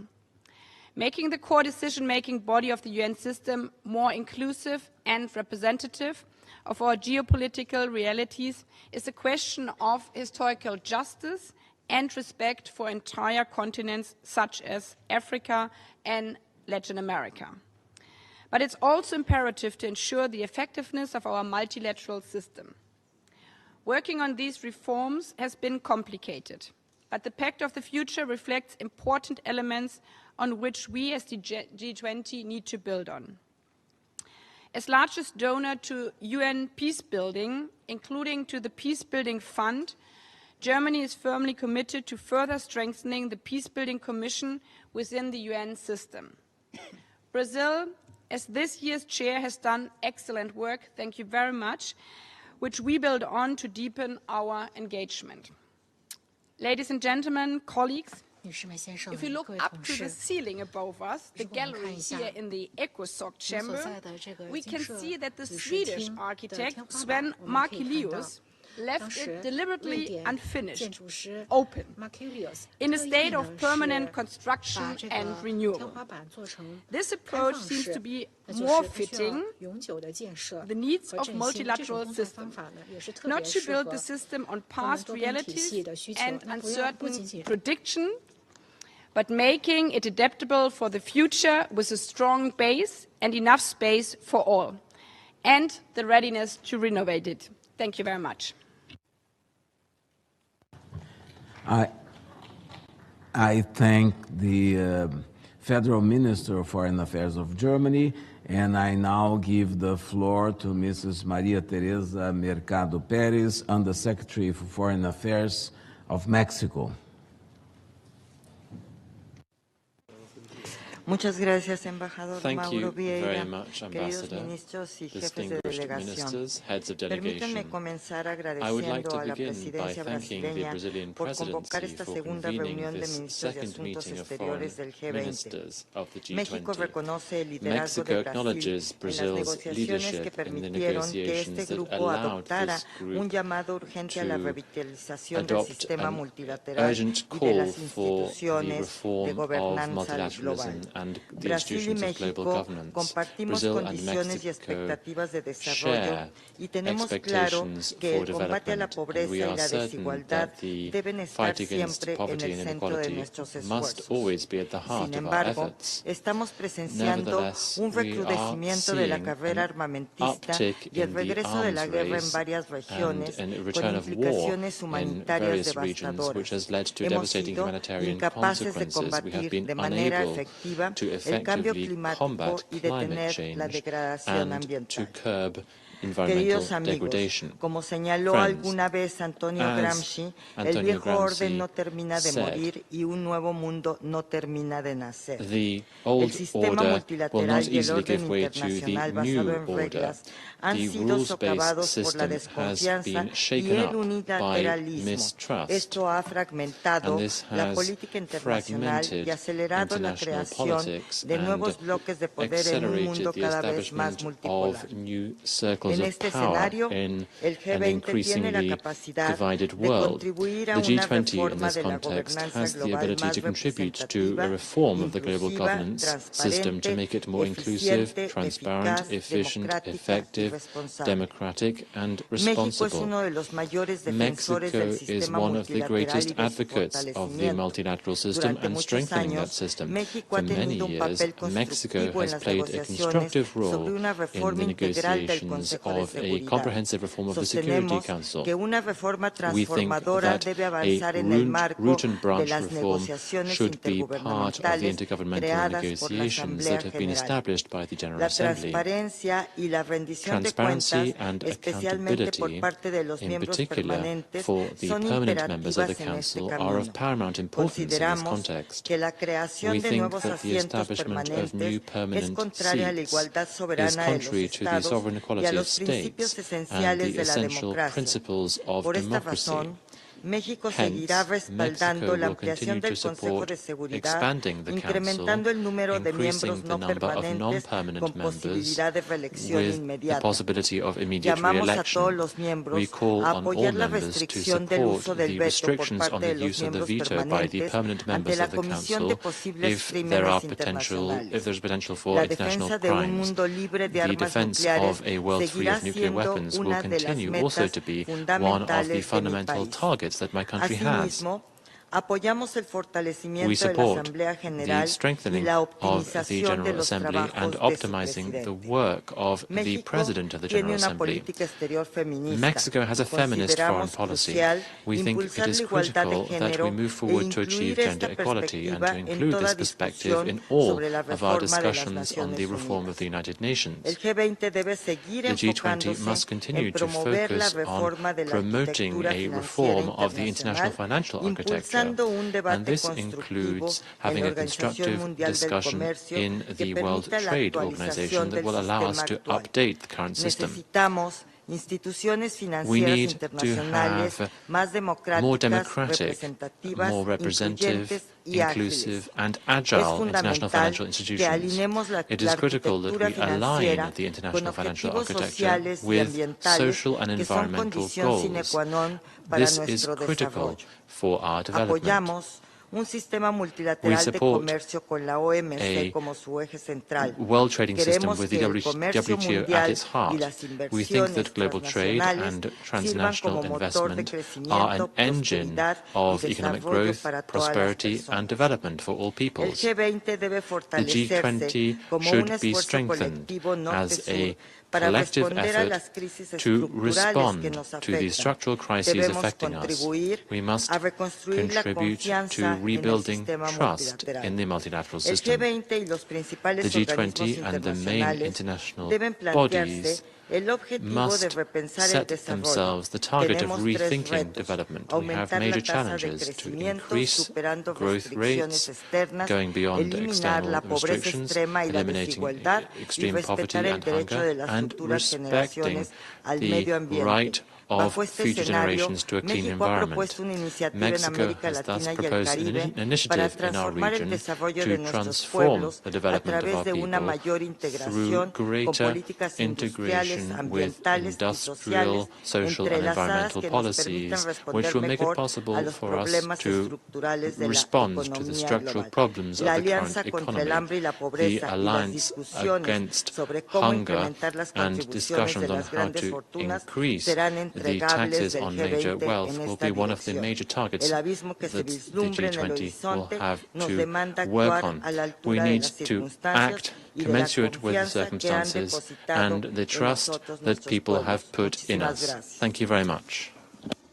I thank the Undersecretary of Foreign Affairs of Mexico, and I now give the floor to His Excellency Cho Tae-yul, Minister of Foreign Affairs of the Republic of Korea. Thank you, Mauro. Let me begin by expressing my sincere gratitude to the Brazilian presidency for its outstanding leadership in convening this important meeting on global governance at the very heart of the UN headquarters. For many years, the G20 has served as a front-runner of multilateralism, complementing and strengthening the wider multilateral framework established by the United Nations. By bringing together the world's major economies, developed and developing alike, the G20 has addressed pressing global challenges and reinforced the values that underpin the United Nations. Yet today, we find the entire international architecture of multilateralism under immense pressure. Amidst the paralysis caused by geopolitical divisions, the world is lagging behind in the progress needed to meet the Sustainable Development Goals. It is against this backdrop this meeting serves as a rallying point for all who believe in multilateralism. As we seek to overhaul and modernize our global governance system, I offer that the members of the G20 lead the way in restoring multilateralism by tackling three priority areas. First, a key priority is to revitalize the United Nations Security Council and restore UN's capacity to effectively maintain global peace and security. Recent events have exposed the limits of the Council in taking decisive actions in response to grave violations of international law, as we have seen in the war in Ukraine and the situation in Gaza.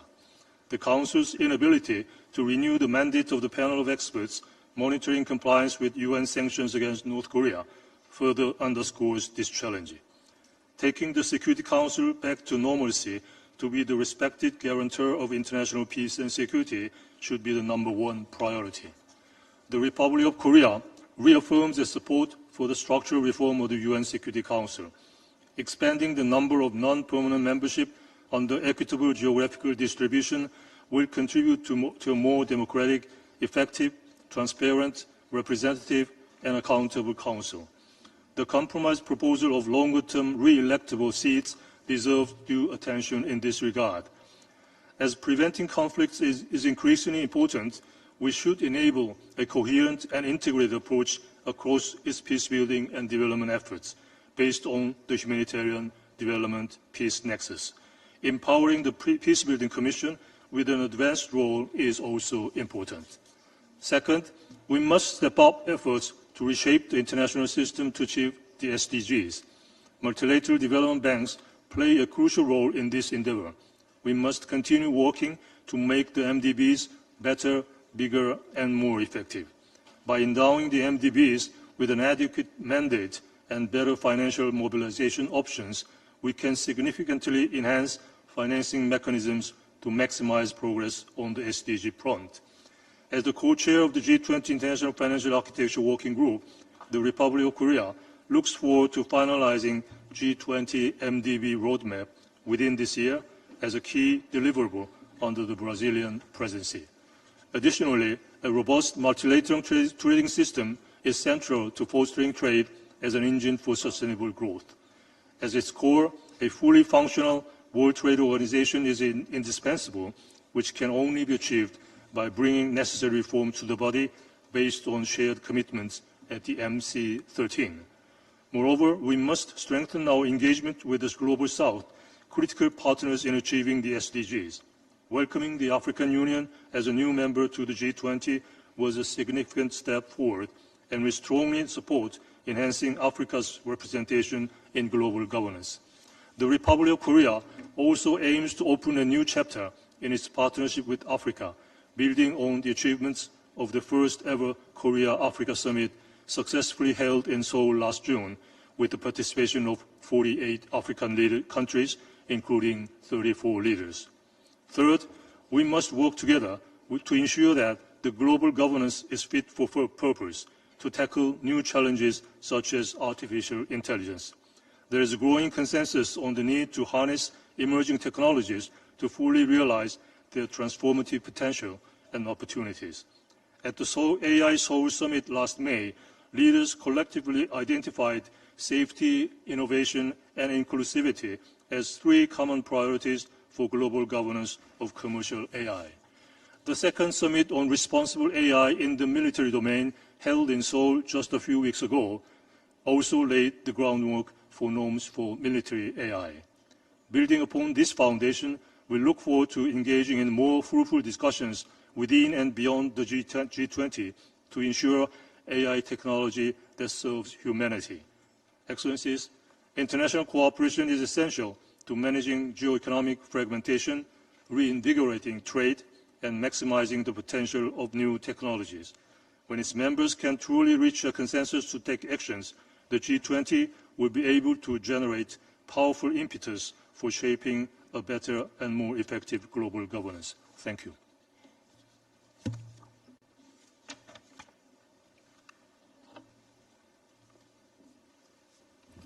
I thank the Minister of Foreign Affairs of the Republic of Korea, and I now will give the floor to His Excellency Mr. Sergei Lavrov, Minister of Foreign Affairs of the Russian Federation.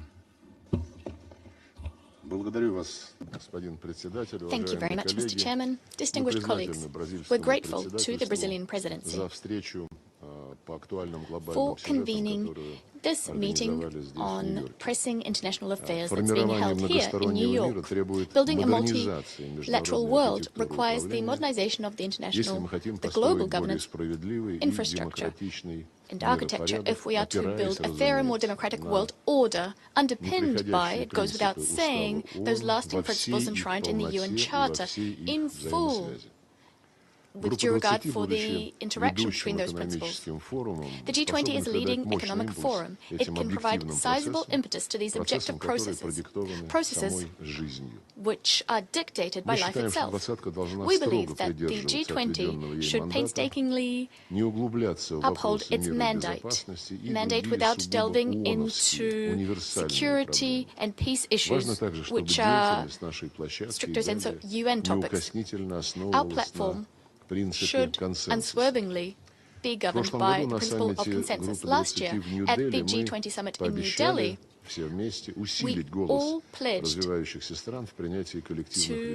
strengthen the voice of developing countries in taking decisions. These pledges must be now made concrete. Reforming international institutions, which should be seen as a global public good, is something that must be enacted with due regard for the interests of new, growing centers of global development. The reality of the matter is that the balance of economic power has been changed, and it's changed radically.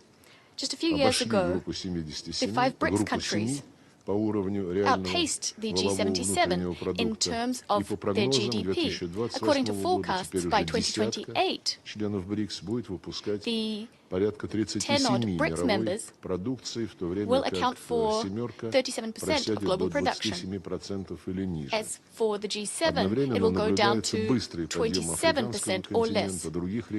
The African continent and other areas of the global south and the east are also going from strength to strength, and Russia is going to focus on those areas. That's the Asia-Pacific, Latin America, the Caribbean, South Asia, Southeast Asia, and the Middle East. That's what we're going to be focusing on. We're seeing the mounting influence of multilateral fora of a new kind, such as BRICS, where Russia currently holds the presidency, the Shanghai Cooperation Organization, the Eurasian Economic Union, ASEAN, the African Union, and CELAC as well. Integration efforts are underway across the board. For instance, the Russian flagship initiative to create a large European partnership, Eurasian partnership, apologies. And here we also managed to get the G20 to pivot, focusing rather on the interests of developing economies. And we've had a number of presidencies: Indonesia, India, emerging markets, now Brazil. And we hope that this trend will continue during the upcoming presidency of South Africa. We actively supported the African Union joining, and we support the League of Arab States' desire to join the forum. We also suggest that we all think about establishing within the G20 a specialized group focusing on cooperation between regional fora. We've achieved substantial progress on the de-dollarization of the global financial system. the use of national currencies in settlements between Russia and SCO countries, as well as the Eurasian Economic Union, well, the share of national currencies now exceeds 90%. With our BRICS partners, we've reached the 65% level, and this figure is still rising. Dollars in use among BRICS countries is less than 9%. We want an independent settlements mechanism within the SCO as well, the Shanghai Cooperation Organization. Another topic we're working on is a single platform for dealing in digital national currencies under BRICS auspices. However, some global mechanisms remain in the hands of the West, and the West is abusing this power. We're particularly disquieted by the attempts by the US and their allies to impose on international bodies a confrontational agenda, using these fora to impose unilateral restrictions, to freeze sovereign assets, to misappropriate funds, to engage in trade wars and unfair competition, flying the flag of the environment and climate. This is yet another manifestation of neocolonialism. Over the last decade, the collective West against the has imposed over 21,000 illegal restrictions against the Russian Federation. Their extraterritorial imposition, which is all the more vile, this raider-style approach has hit the poorest countries hard and the most vulnerable groups of people in those countries. Fertilizers, energy, resources, these countries have been stripped of these as a result. We want developing countries to get commensurate voting shares in the IMF and in the World Bank as well. There's not a single IMF shareholder, including the US. No IMF shareholder, including the US, should be able to block collective decisions. Furthermore, there's the West's monopoly on setting the priorities at Bretton Woods institutions, which means that funds are being channeled towards military adventures instead of funding global development as a whole, as well as Africa, Asia, and Latin American countries. Also, donor countries must shoulder their obligations, channeling funds towards development, 0.7% of GDP per year. This is something that was pledged half a century ago, and they haven't lived up to that pledge. Also, $100 billion have been promised to fund climate action, and as far as I understand, nothing is being done on that front. All the attention, all of the resources of the West and of international institutions have been focused on Ukraine. Furthermore, we must result and restore the activities of the WTO. These activities have been thwarted by the US. The US is preventing WTO dispute settlement bodies from doing their work, and for many years nothing has happened in these dispute settlement fora. Another important task is to ensure that we look at international secretariats and the overrepresentation of Western citizens in those organizations. Also, NGOs are unduly involved in intergovernmental processes. All of the aforementioned reforms should be undertaken with the UN continuing to play a key role in international affairs. The UN Charter and international law cannot be overruled by any other rules. We must revive truly intergovernmental cooperation, and this has become all the more obvious when it comes to the so-called pact for the future. The future of our people cannot be born in a test tube wielded by Western lobbyists and the UN Secretariat. Decisions on this future must be taken through negotiations with due regard for the balance of interests. And let me remind you then that when the pact for the future was being prepared, there wasn't a single round of negotiations with all delegations taking part. This is unprecedented, especially given the fact that just a few years ago we'd agreed that the pact would be adopted by consensus. Well, we didn't manage to do that, owing to the experiments I alluded to. And the call to action, the G20 call to action, a Brazilian initiative, in that call to action it says that the pact is being noted, and that's all the pact deserves, to be noted.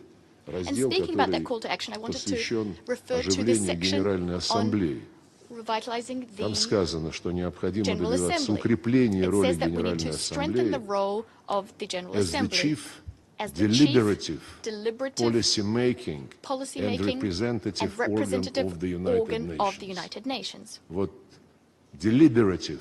Deliberative, that Генеральную word. Ассамблею не хотят видеть те, кто Some don't want to see кулуарно the где-то UN, на the General коленке в Assembly to be a закутке писал этот deliberative пакт organ. будущего. Those who wrote Печально, this pact for когда the future такую out in the corridors, уважаемую behind группу, как closed doors. «Двадцатка», And it's a shame when such a respected group, ее the позиции G20, о необходимости and the делать G20's Генеральную position, Ассамблею which is по-настоящему to таким make the General народным Assembly форумом truly a popular дискуссий, forum, принятия a forum for решений на универсальной discussion, for основе. decision-making, a Нашу universal группу forum. просто пакт будущего проигнорировал. It's a shame that Ключевым the Pact for the вектором Future наших ignored our реформенных group. усилий должно стать Our обеспечение reform efforts should суверенного be равенства directed to всех achieving государств. sovereign Об этом equality of только all что states, говорила and this is ваша what коллега из Мексики. my Это colleague from главное Mexico положение just Устава mentioned. ООН. Там That's a key записано, component of the Объединенные UN Нации Charter. It основаны says that на суверенном the равенстве государств. United Nations are И, как я уже rooted сказал, in the поиск sovereign equality баланса of их states. And интересов as и I said взаимной earlier, выгоды. we must Нами strike a balance between their должны interests and ensure двигать that what we do is in the стремление interests of достичь all подлинной states. многосторонности, We want которая to является ensure главным залогом genuine стратегической multilateralism, стабильности, which is the foundation for неделимой strategic безопасности stability, и indivisible открытой security, and an недискриминационной open and экономики. non-discriminatory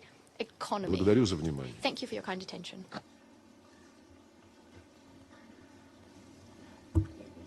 I thank the Minister of Foreign Affairs of the Russian Federation and now give the floor to the Minister of Foreign Affairs of Saudi Arabia, Prince Faisal bin Farhan Al Saud.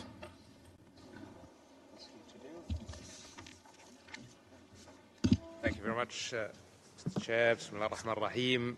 معالي وزير خارجية جمهورية البرازيل الاتحادية أصحاب المعالي أود بداية أن أشيد بجهود جمهورية البرازيل الاتحادية لتعزيز التعاون العالمي والعلة انعقاد اجتماعنا على هامش أعمال الجمعية العامة للأمم المتحدة دلالة على أهمية مجموعة العشرين وريادتها في تأمين صحة الاقتصاد العالمي وتعزيز التعاون متعدد الأطراف وإيجاد حلول مبتكرة للتحديات المشتركة. عندما ننظر في واقع المجتمع الدولي اليوم إلى تنوع احتياجاته وتعدد أزماته وتفاوت فجواته التنمية بين الدول ندرك الحاجة الماسة للتمسك بالنماذج الناجحة للعمل الجماعي وكذلك أهمية السعي لتطوير وإصلاح مؤسسات الدول. إن تداعيات الحروب والصراعات السياسية تقوض جهود إرساء السلم والأمن الدوليين وتلقي بظلالها على سائر جوانب العمل متعددة الأطراف. وحينما تفشل هذه المؤسسات في القيام بواجباتها الأساسية تجاه هذه الأزمات يشكل ذلك فجوة في العمل الدولي وأزمة ثقة تنال من شرعيتها.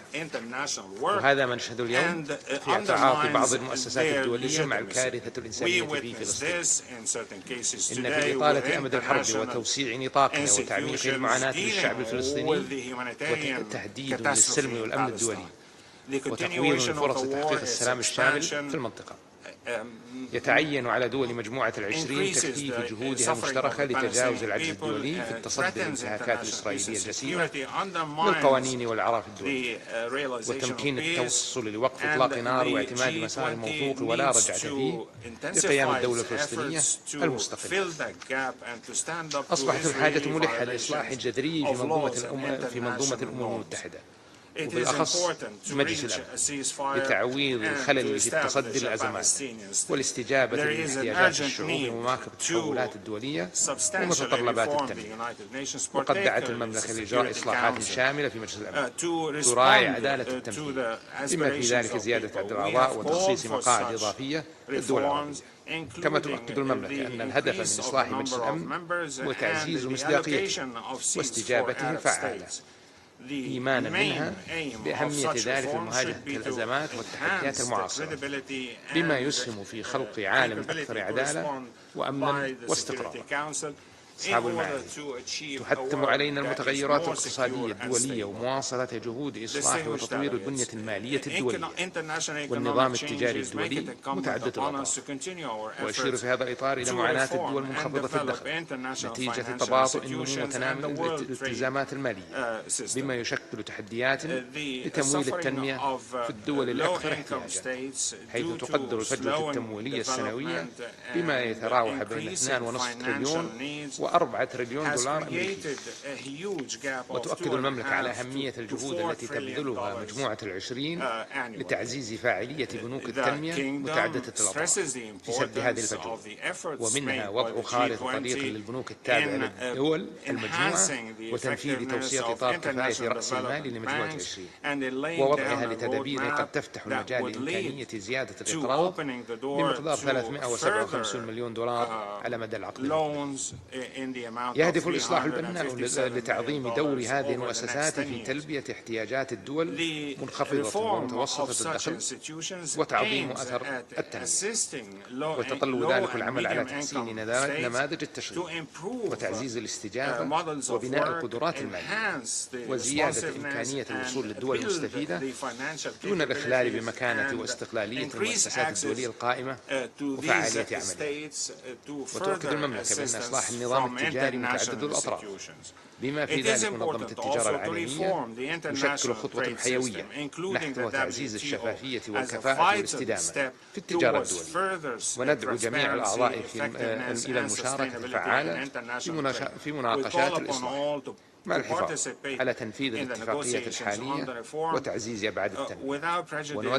ونؤكد على أهمية تركيز الجهود على تحسين نظام تسوية النزاعات وتعزيز القدرة على الاستجابة للتحديات التجارية العالمية بشكل أكثر مرونة وفعالية. إن التعاون الوثيق بين دولنا يسهم في تعزيز شرعية النظام التجاري متعدد الأطراف وزيادة الثقة بالبنية المالية الدولية وصياغة النظام المالي والتجاري دولي مرن وشامل ومستدام. في الختام تؤكد المملكة التزامها بتعزيز العمل المشترك ضمن مجموعة 20 فقد أثبت تعاوننا قدرته على تعزيز الاستجابة الفعالة لاحتياجات الاقتصاد العالمي وتمهيد الطريق نحو مستقبل عادل ومستدام. وشكرا لكم.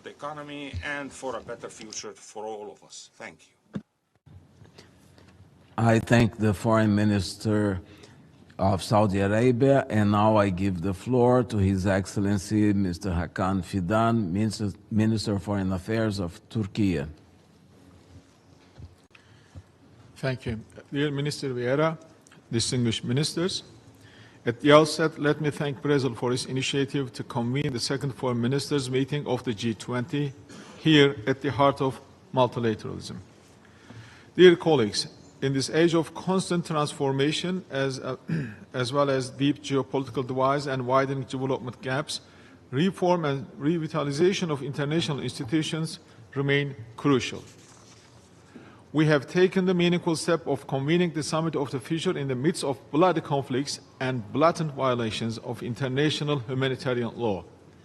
The Pact for the Future will guide us in our efforts to reform global institutions. Today, by endorsing the call to action on global governance reform, we, the G20 ministers, once again underline our commitment to this endeavor. The unacceptable situation in Gaza should be a wake-up call to the international community, testifying yet again to the urgent need for reform. We will not stay silent and doom Palestinians to starvation and massacre. We are now facing spillover of the conflict to Lebanon, and we do not know if it will go beyond. Thus, we are in a phase of huge risk of wider conflict. If Israeli annihilation of Palestinians in Gaza, as well as in West Bank and East Jerusalem, continues relentless, broader impact on regional stability and international order will be inevitable. This is leading to an erosion of international system day by day. A full-fledged functioning Palestinian state is the only way to ensure peace in the Middle East. We should strengthen our efforts towards a two-state solution. Dear ministers, there is no doubt that this is the very place to discuss global governance reform. The UN is the institution where any meaningful attempt at reshaping multilateralism should commence. and the UN cannot attain its full relevance without addressing the issue of Security Council reform. Our call is for a more democratic, accountable, representative, transparent, and effective Security Council. Our call is for a Security Council where the veto of one doesn't determine the fate of many. We need to democratize the decision-making procedures immediately. Distinguished ministers, these critical reforms must not remain limited to the United Nations. We also need to reform the international financial architecture and the multilateral trading system. This will accelerate the achievement of the Sustainable Development Goals. The dispute settlement process at the World Trade Organization is also one of the most important areas in need of reform. We also need better resourced and more effective multilateral development banks to face global challenges. Without proper access to finance, reaching the Sustainable Development Goals will not be possible. We hope that the Summit of the Future and our inclusive gathering today will pave the way towards such constructive reforms. Turkey will continue its contributions to that end. Dear friends, concluding my remarks, I once again extend my appreciation to Minister Vieira and his team for this initiative. This meeting and call to action have revealed that the G20 has much to offer to global governance reform processes by building trust and bridging diverging views. I hope that 2024 will be remembered as a milestone for our joint efforts to that end. Thank you. I thank the Minister of Foreign Affairs of Turkey, and I now give the floor to His Excellency Antony Blinken, Secretary of State of the United States of America. Vieira, Mauro, thank you very, very much. I'm really grateful for this opportunity to gather with fellow G20 foreign ministers ahead of the Rio summit in November. When President Lula and President Biden met here last year, President Lula said this: "Another world is possible, with more fraternity, with more solidarity, with more fairness." That's the spirit in which we gather here today, and that's the spirit the United States is bringing to the G20's agenda under Brazil's presidency. Our country is committed to broad-based, inclusive growth that can expand opportunity and lift up all of our people. That's only possible in an economy that honors and protects its workers, particularly the most discriminated against, the most vulnerable. President Biden and President Lula launched the Partnership for Worker Rights last year to promote labor rights, worker voices, collective bargaining, unleashing a race to the top for workplace, economic, and environmental standards. The United States is also investing in quality, sustainable infrastructure, roads, clean energy, fiber optic cables, through our Partnership for Global Infrastructure and Investment. We're coming together with partner countries to enhance food security. The United States is proud to be the world's largest donor, funding $1 out of every $3 of the World Food Programme's global operations, providing more than $17.5 billion in food aid since 2021, in addition to our long-term investments to prevent hunger. We strongly support Brazil's initiative to stand up the G20's Global Alliance Against Hunger. We'll do our part to ensure the alliance delivers on its ambitious and crucial mission. So many of us are also seized by the need to tackle the climate crisis, which threatens not only our individual nations, but our entire planet.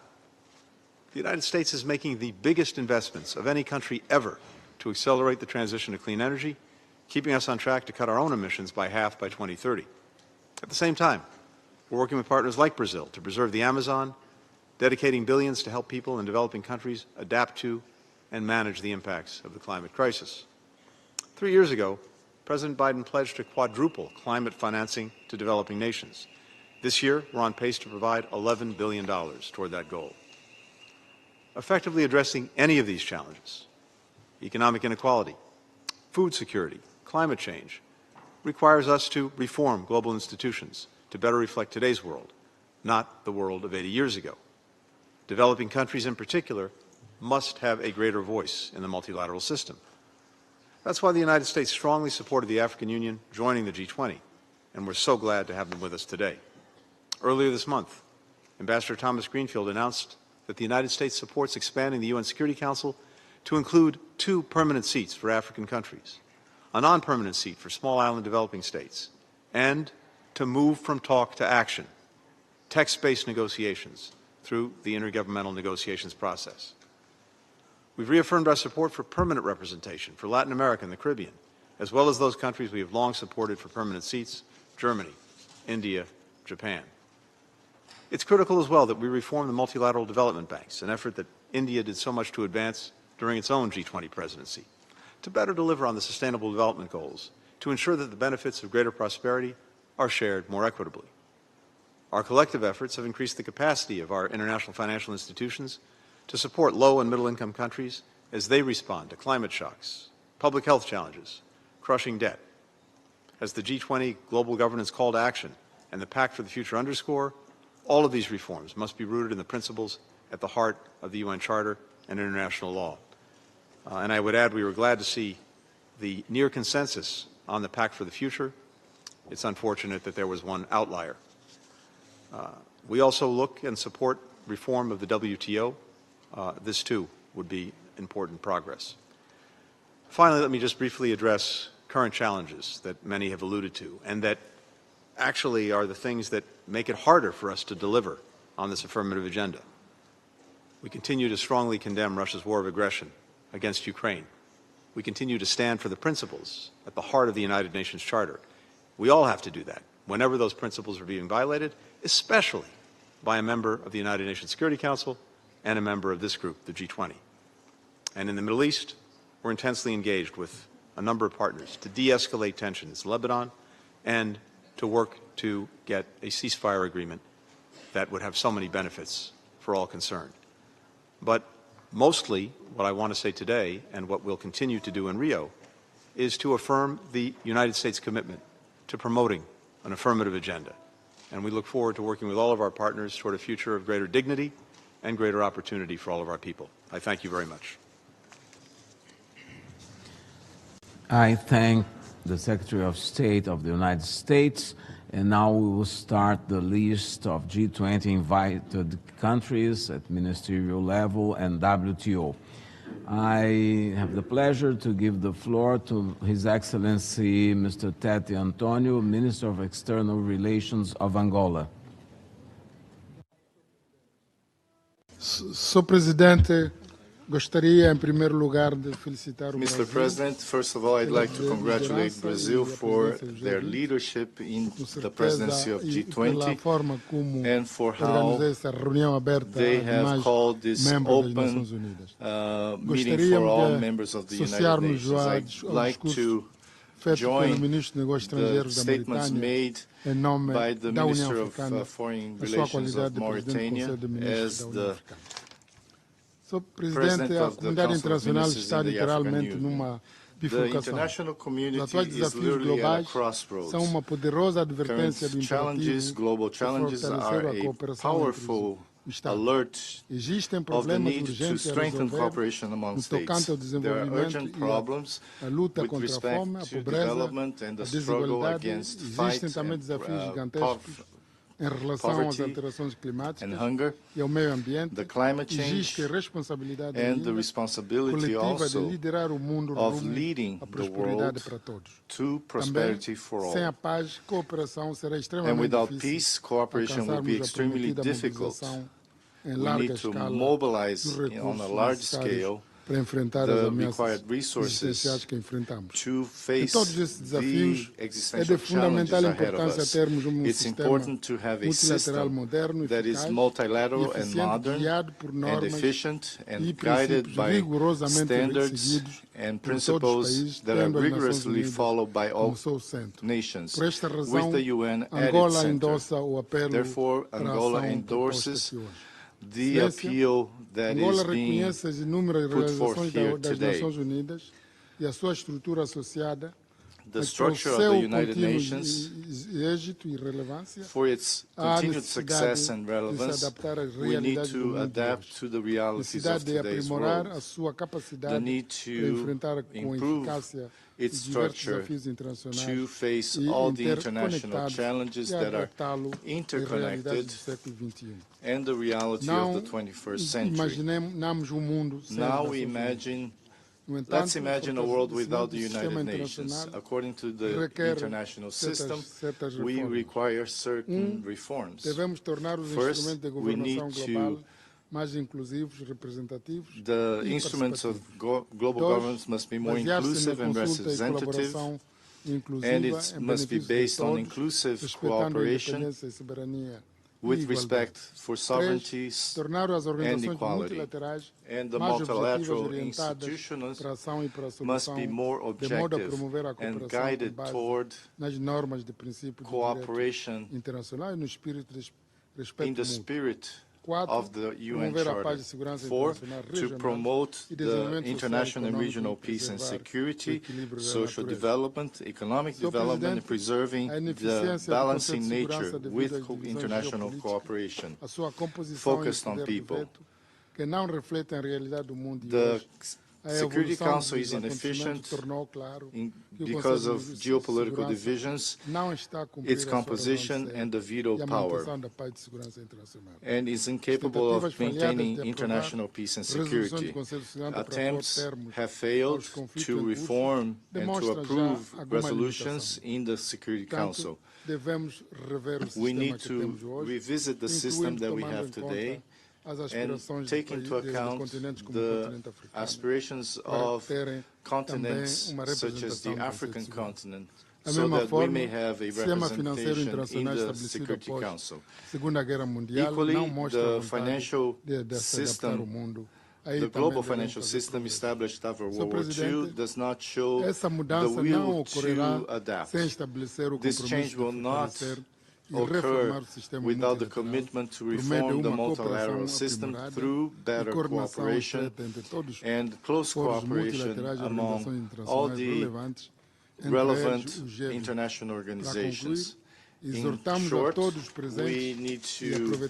we call all of us to take opportunities such as this meeting to rededicate ourselves to the fundamental global values as well as the principles that continue to be so relevant today as they were always. Thank you. I thank the Minister of External Relations of Angola, and I now give the floor to His Excellency Mr. Yusuf Maitana Tuggar, Minister of Foreign Affairs of Nigeria. Excellencies, Ministers of Foreign Affairs, distinguished participants, it is a great honor and privilege for me to address this august gathering of the G20 foreign ministers on the sidelines of the 79th session of the United Nations General Assembly. Let me begin by commending the key priorities put forward by Brazil in its capacity as president of the G20. In particular, we welcome the laudable initiative of a G20 task force for the establishment of a global alliance against hunger, poverty, and inequality, as well as the call to action on the reform of global governance. These important initiatives reaffirm our shared aspiration to find sustainable solutions to major global challenges. Excellencies, distinguished participants, the world is confronted by multi-dimensional threats, including extreme poverty and inequality, climate change, terrorism, and global conflict. The impact of these issues is exacerbated by historical imbalances in the international financial architecture, which contribute to unsustainable sovereign debt, trade deficits, and attenuated development in the global south. It is up to us to identify pragmatic solutions to tackle poverty and deprivation without leaving anyone behind. We see today in too many parts of the world the terrible cost of failure, with wars we struggle to contain and conflicts we fail to prevent. We watch impotently as human suffering escalates and future generations are lost. this is surely the moment to look again at what we can and must do to make a difference when the opportunity to find different and better ways forward exists. Our only choice is whether to try to find solutions while we're able, or wait till it's too late and ourselves become part of the cycle of despair. There's a better and more sustainable future for our people. We have to look at the root causes of instability and how best to fix them. We must take steps to restore confidence in the global system and strengthen cooperation. By forging partnerships to eradicate poverty and hunger, we can curtail the impact of climate change and ultimately protect our shared world. It is against this backdrop that His Excellency Bola Ahmed Tinubu launched the 8-point agenda aimed at reforming the economy to facilitate inclusive growth, boosting agriculture, and enhance food security, driving sustainable development by unlocking renewable energy, as well as focusing on health, education, and social investment as essential pillars of development. Nevertheless, more needs to be done through regional and international bodies. Excellencies, distinguished participants, Nigeria believes that the multilateral system must be harnessed towards fostering free, fair, and mutually beneficial trade, provision of accessible development finance, and advancement of the Sustainable Development Goals. We also strongly believe in the need to address imbalances in the global tax system. This is why we lend our voice to Brazil's G20 call to action on global governance. Multilateral reform is absolutely necessary. In an age of such rapid technological change in finance, information, and communications, current frameworks have become anachronistic, having been established at a time when little consideration was given to nations of the global South. In addition to reforming multilateral financial institutions, it is critical that we seek to expand global decision-making bodies such as the G20 and the UN with a view to making them more representative and just. Multilateral institutions must be empowered to bridge the gap between the global North and South. This is the path for the future and one the G20 must champion. Nigeria is committed to being part of that future through active participation in the G20 and unflinching support for the achievement of SDG 2030 targets. I thank you all. I thank the Minister of Foreign Affairs of Nigeria, and I now give the floor to His Excellency Mr. Badr Abdelati, Minister of Foreign Affairs, Immigration and Egyptian Expatriates, Minister of Egypt. شكرا جزيلا السيد وزير خارجية البرازيل، السادة الوزراء، السيدات والسادة. أود أن أتوجه بخالص الشكر والتقدير إلى حكومة البرازيل لعقد اجتماع وزراء خارجية مجموعة ال20 لأول مرة بالأمم المتحدة وبحضور كافة أعضائها، كما أود أن أثمن على أولويات البرازيل خلال رئاستها لمجموعة ال20 التي تحظى جميعها بأهمية بالغة لا سيما في هذا الظرف الدولي الدقيق. إن الاستقطاب والانتقائية في التعامل مع التحديات الراهنة إنما يفاقم من حالة الاحتقان الدولي وعدم اليقين وصعوبة التنبؤ بما هو قادم، فضلا عن إخفاق النظام الدولي الحالي في التعامل مع جذور ومسببات الأزمات الراهنة وعدم قدرته على مواكبة وتيرة التطورات التي نشهدها. ويعد ما يحدث في قطاع غزة والضفة الغربية خير برهان على هذا، in the Gaza Strip and the West Bank are clear proof of this. And so I would like to address you about the Israeli war machine, which continues to claim further victims, leaving destruction in its wake and exacerbating the humanitarian situation in this war of vengeance against the Gaza Strip, its inhabitants, infrastructure and health system. In this war, there's been use of famine, siege and terror as weapons, in addition to military equipment, to make the Gaza Strip uninhabitable and make its people forced to flee. There are also flagrant violations of the human rights of the Palestinian people to live side by side with the Israeli people. In addition, the Israeli escalation in Libya shows us the risks of moving from a regional to a world war. We must continue to be on our guard against such developments. Ladies and gentlemen, developing countries are facing grave challenges which jeopardize their ability to achieve sustainable development and economic growth. Simultaneously, developed states have not all shown commitment in terms of climate financing.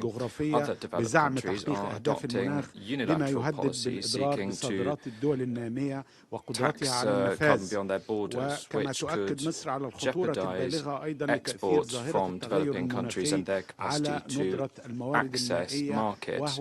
This would have a negative impact on resources available in developing countries, including Egypt. The currently adopted approach at the international level in terms of these challenges reflects current gaps we have in international governance and demonstrates the urgent need to reform international institutions, at head of which is the United Nations and the Bretton Woods institutions. It's also important to reform the international financial architecture. This can only be achieved with political will. This needs to be collective political will and a global and fair vision. This is where the G20's role comes in as an important platform striving for development and international governance. We aspire to see the G20 playing a positive role in improving working methods of the Bretton Woods institutions and multilateral development banks.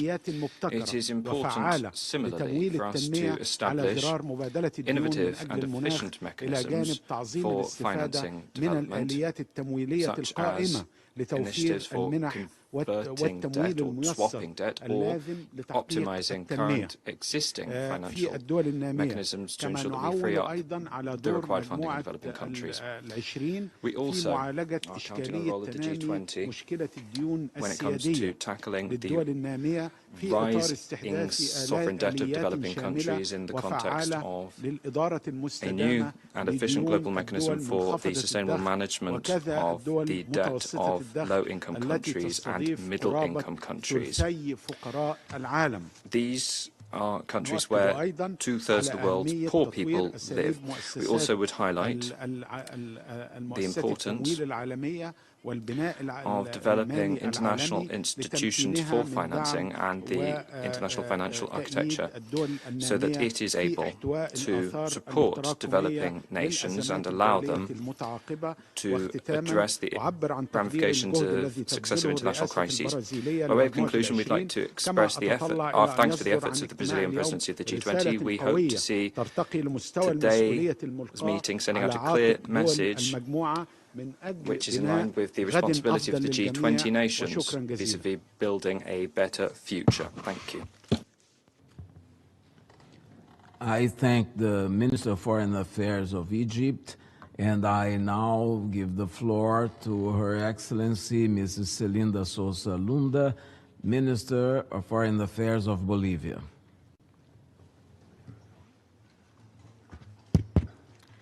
Thank you very much, my brother, President of the G20.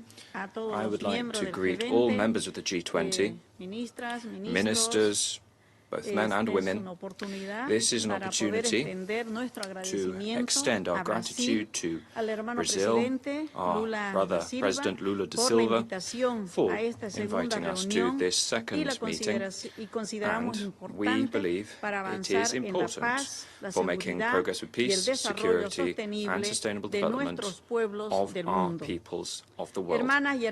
Brothers and sisters, it is vital for us to address and stamp out the deep inequalities caused by the multi-dimensional crisis of capitalism. These inequalities have affected disproportionately the most vulnerable, including women. Women have borne the brunt of the consequences of it. We believe that the G20 countries should face up to their leadership and responsibility role within that context, promoting financial mechanisms which are just and equitable, which can benefit the nations of the global south. First of all, the international financial system requires comprehensive reform. It is the duty of the G20 and most particularly the richest nations to be at the forefront of these changes, allowing for fairer redistribution of wealth and access to financial resources. Bolivia supports an international financial architecture which is inclusive and which meets the specific needs of developing countries, ensuring that there is not a perpetuation of historic inequalities via extractivist policies. It is also vital to reform the Security Council of the UN. It is unacceptable that this body charged with keeping international peace and security continues to exclude meaningful voices from the global south. Latin America, at the time of the creation of the United Nations, represented almost half of the founding nations. Despite that, today we do not have a representative alongside Africa and Asia. In seeking peace and security, we cannot forget the situation in Palestine, where the prolonged suffering continues without a just and lasting solution in sight. Bolivia reaffirms our solidarity with the people of Palestine and calls upon Israel to cease the genocide and upon the international community, which must act more robustly. Furthermore, climate change is having a devastating impact on our Mother Earth. We issue an appeal to developed countries. You must abide by your financing commitments for adaptation in a way which is common but differentiated in terms of responsibilities. It's not acceptable for certain countries to seek to renegotiate the Paris Treaty via other processes. Bolivia, which is a country rich in strategic resources such as lithium, is committed to ensuring that the energy transition does not replicate past injustices. We need global frameworks which guarantee redistribution, fair redistribution of the resources derived from the energy transition. At regional level, Bolivia is committed to Latin American and Caribbean integration. We believe that progress should be made towards fair trade, technological cooperation, and the strengthening of productive capacities. We are convinced that South-South cooperation will be a key tool in the new economic global architecture of the world. Before I conclude, allow me to inform you before this room that Bolivia has recently been facing domestic tensions as a result of attempts to destabilize us. These seek to shorten the mandate of our president, our government, headed up by Luis Arce Catacora. Guided by democratic and peaceful values, we continue to be committed to resolving conflicts through dialogue and consultations. That is part and parcel of our broader efforts to guarantee peace and social justice in the country. In Bolivia, we have made major headway in terms of including women at every level in policy making. And we are continuing with that task. We call upon the international community to ensure that gender equality is a priority in governance processes tomen de decisiones globales, incorporando involved in global decision-making. This includes decolonization and depatriarchalization. This is part of our transformation process that we must enter into. We also would highlight the importance of including indigenous peoples and their ancestral knowledge, which makes a fundamental contribution to creating global, sustainable, and fair solutions. Their know-how offers many vital contributions to addressing the complex challenges that we face today as humankind. A better future for our planet is possible for us to live well in harmony with Mother Earth. Thank you very much, President. I thank the Minister of Foreign Affairs of Bolivia, and now I give the floor to His Excellency Rubén Ramírez, Minister of Foreign Affairs of Paraguay. Muchas gracias, señor presidente. Thank you very much. Señor ministro de Relaciones Exteriores del Brasil, embajador Mauro Vieira, señores ministros de Relaciones Exteriores y miembros de la Troika, excelencias, señoras y señores. Esta reunión demuestra nuestro compromiso compartido con el avance del multilateralismo en un entorno cada vez más complejo. Al reunirnos para este debate, debemos abordar los problemas significativos que enfrenta la gobernanza que sostiene la cooperación entre los Estados hoy en día. El mundo de 2024 difiere significativamente del que teníamos en 1945. La aparición de los países en desarrollo ha transformado el panorama global, con sus poblaciones convirtiéndose en la mayoría de sus economías desempeñando un papel crucial en el impulso de la prosperidad mundial. Sin embargo, el marco de gobernanza internacional no refleja adecuadamente esta transición. Los países desarrollados están llamados a liderar la modernización de estas instituciones, abogando por prácticas que beneficien a toda la comunidad internacional. Esto requiere políticas que prioricen la paz, la estabilidad, los derechos humanos, la cooperación internacional y el desarrollo sostenible en sus tres dimensiones. Distinguidos colegas, este debate apoya el reconocimiento generalizado de la necesidad de reformas en las organizaciones internacionales, incluidas las Naciones Unidas. El multilateralismo enfrenta hoy desafíos sin precedentes facing an unprecedented crisis in terms of its efficiency and legitimacy. We must have root and branch reform to improve representation in processes for decision-making. Strengthening and improving these institutions isn't an option, it is a need. We need to adapt as we face the increasing difficulties of today's world, preparing ourselves to better manage crises, improving cooperation and strengthening multidimensional solidarity. At this critical crossroads where the international system is trying to make itself more flexible and better able to deal with complex issues, the Summit of the Future demonstrates this collective will. In addition, the United Nations is now approaching its 80th anniversary, and this is a historic opportunity for us to reflect and to carry out reforms. Under the presidency of the G20, there's been a call for a ministerial conference bringing together the entire UN membership, highlighting the important role of the UN in this initiative, which has pledged to work towards a revitalized multilateral system. The General Assembly continues to be the cornerstone of the international system, ensuring that the voices of all member states are heard on an equal footing. The Economic and Social Council, ECOSOC, is crucial for promoting sustainable development, providing an important platform for addressing economic, social, and environmental aspects of global problems.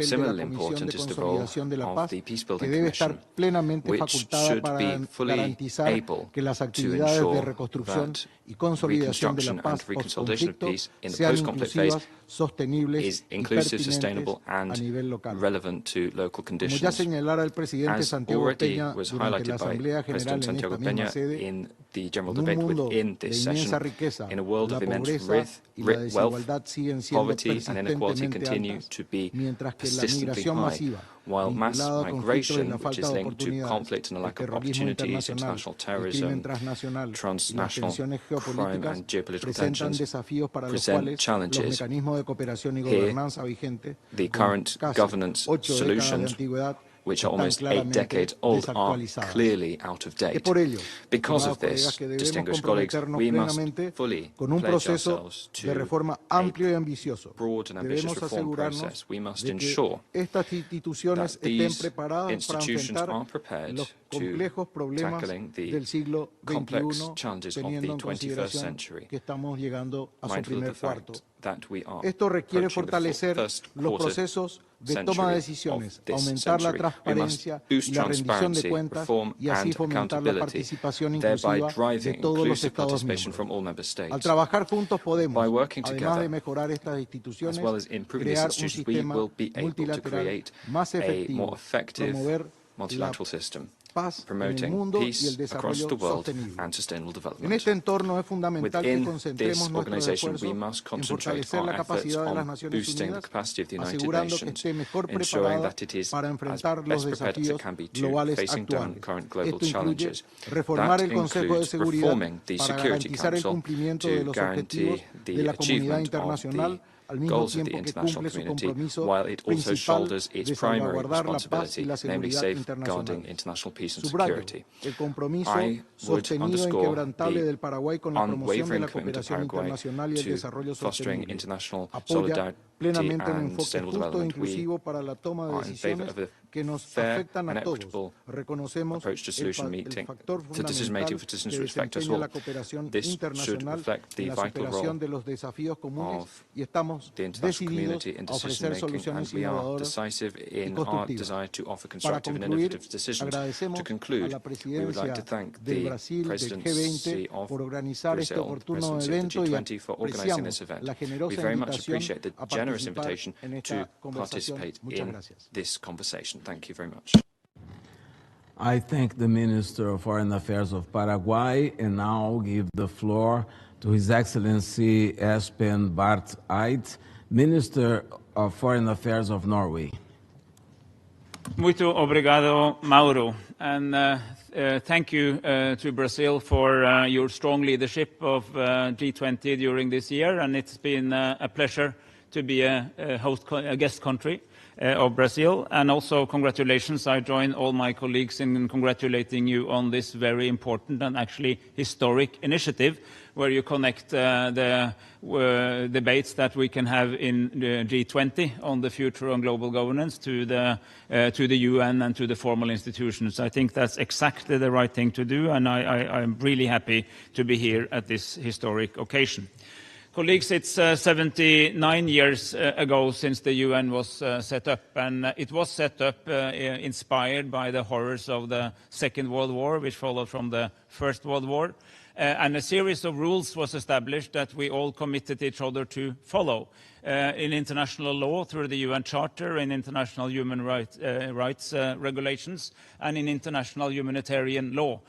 All of this is a body of principles, a body of law that we have committed to follow. If these are violated with impunity, without any consequences, they will continue to grow. And this is a serious problem right now. We need to stand up for these principles, and we need to speak up where they are violated, wherever it happens, whether it's a traditional foe or a traditional friend that breaks the rules. We need to speak out. We need to be consistent in our defense of international law and international humanitarian law and human rights. If we are not consistent, it will just look like a menu from which we can choose the principles we like, but that is exactly the definition of double standards. So we need to be very consistent on this. And I think that is connected to the discussion we are having, and I very much welcome that so many countries are now coming forward and speaking up for reform of the Security Council. Norway supports both the expansion of permanent and rotating seats, and we also would like to engage with anybody who has good ideas about how to limit the use of the veto. Also, the discussions on IFI reform remains very important. We need to take the ideas that is widely shared in this group, in my opinion, and take them practically to the institutions in question, be it the IBRD or the IMF. And I would also like to add my voice to the people who are raising their concern about the current state of affairs in the World Trade Organization. We have with us here the very able Director General Ngozi Okonjo-Iweala, who is doing a great job, and I hope she will continue that job. The trouble in the WTO is not workings of the organization itself, but it is a symptom of the fact that the key idea that laid behind its establishment, namely that regulated free trade between countries is a good idea, is going out of fashion in too many countries. That will make us all poorer, and that will make the world less connected, and it's frankly, friends, not a good idea. So if we are serious about these issues of cooperation, we need to deal with the problems where we see them. And the first thing we should do is to find a solution to the long-standing conflict around, or disagreement around, the dispute settlement mechanism. That should ideally happen this year, as we resolved to do in the ministerial meeting earlier this year. Lastly, I want to mention the fact that we actually managed to get a pact for the future. That's a great achievement. It is a good text. Everybody could probably find something they would like to have in addition, or some words that could be different, but there's near universal agreement, and the attempts of a few countries to undermine this at the very last hour failed miserably. And I think that that was just demonstrated that the world is actually united around the principles spelled out in the Pact for the Future. But this is a good text, but it is only meaningful if we implement it. Otherwise, it's just words. So it's really important that the G20 and the bodies of the UN and the international financial institutions and all the other multilateral instruments now is looking seriously at the text and reflecting, what does it mean for us? What does it mean for the institution that we are running and that we are members of? Because at the end of the day, in the midst of a world where we have an enormous amount of violent conflicts, one argument in my heart for trying to reduce them and prevent them and solve them is that we need to free up time and mental space to deal with the problems that we share, of climate crisis, of biodiversity loss, of poverty, of medical challenges that is shared across the globe. And this is exactly why, and I will end on that note, Mauro, this is exactly why it is so important that you created this forum, and I encourage everybody to take the consequences of the words that we are speaking here today. Thank you for the attention. I thank the Minister of Foreign Affairs of Norway, and now I invite His Excellency Mr. Paulo Rangel, Minister of Foreign Affairs of Portugal, to take the floor. Bom, queria agradecer à presidência brasileira e, em particular, ao Ministro dos Assuntos Exteriores, das Relações Exteriores e meu amigo Mauro Vieira, a coragem que tiveram de destacar a reforma da governação global como uma das grandes prioridades aqui da presidência do G20 e, em especial, desta reunião aberta a todos os membros das Nações. Ela é um bom exemplo do espírito reformista que queremos lançar neste debate para o futuro. Começaria por chamar a atenção para conflitos dilacerantes que envolvem o nosso mundo e que nós, Nações Unidas, não temos sido capazes de resolver e com os quais temos tido dificuldade em lidar. Por um lado, condenando a agressão russa à Ucrânia, com os seus impactos devastadores na economia mundial, em especial nos mercados energéticos e na segurança alimentar, condenar as violações de direito humanitário na faixa de Gaza e advogar um cessar-fogo imediato e incondicional internacional que a única forma de fazer chegar ajuda humanitária àqueles que estão em necessidade e revelar preocupação com a escalada do conflito no Líbano, que deixa um país como Portugal extremamente preocupado quanto aos desenvolvimentos que podemos vir a encontrar. Justamente porque há impasses no Conselho de Segurança, Portugal defende a sua reforma e vê aqui que tantos Estados estão hoje verdadeiramente motivados para levar essa reforma por diante. Assim, defendemos em particular que a Índia e o Brasil possam vir a ser membros permanentes do Conselho de Segurança e que, de acordo com a posição comum africana, 2 Estados africanos possam também vir a ter esse estatuto de membros permanentes. Advogamos também uma mudança dos procedimentos, muito em linha com o que disse o colega norueguês, possa limitar o uso do veto e tornar mais funcional, mais transparente e mais ágil o Conselho de Segurança. Também é importante reformar as instituições económicas. Nós sabemos que as instituições de Bretton Woods, o Banco Mundial, o Fundo Monetário Internacional, mesmo, enfim, fora deste quadro, a Organização Mundial do Comércio, foram desenhados para outro mundo. Nós temos que fazer uma reforma destas instituições que esteja ao serviço da prosperidade global e que possa ser mais equitativa para os Estados em desenvolvimento. Precisamos de bons exemplos, como aqueles que julgamos que Portugal deu ao transformar, fazer a troca da dívida de Cabo Verde e São Tomé por investimento climático. Precisamos de alinhar o modelo de financiamento internacional com os objetivos de desenvolvimento sustentável. Já que falamos nestes objetivos, eu queria aqui mais uma vez elogiar esta grande iniciativa do Brasil na presidência do G20, com a Aliança Global contra a Fome e a Pobreza, que irá ser lançada na Cimeira de Líderes, que terá lugar no Rio de Janeiro, em novembro. Ela tem todo o apoio de Portugal. Queria também aqui fazer um elogio à Cimeira do Futuro. In Rio de Janeiro. I also want to praise the Pact of the Future. And here are the aspiration and the Secretary-General of the UN basically this is part of the objectives of the is to relaunch and a rebirth for the UN's mission.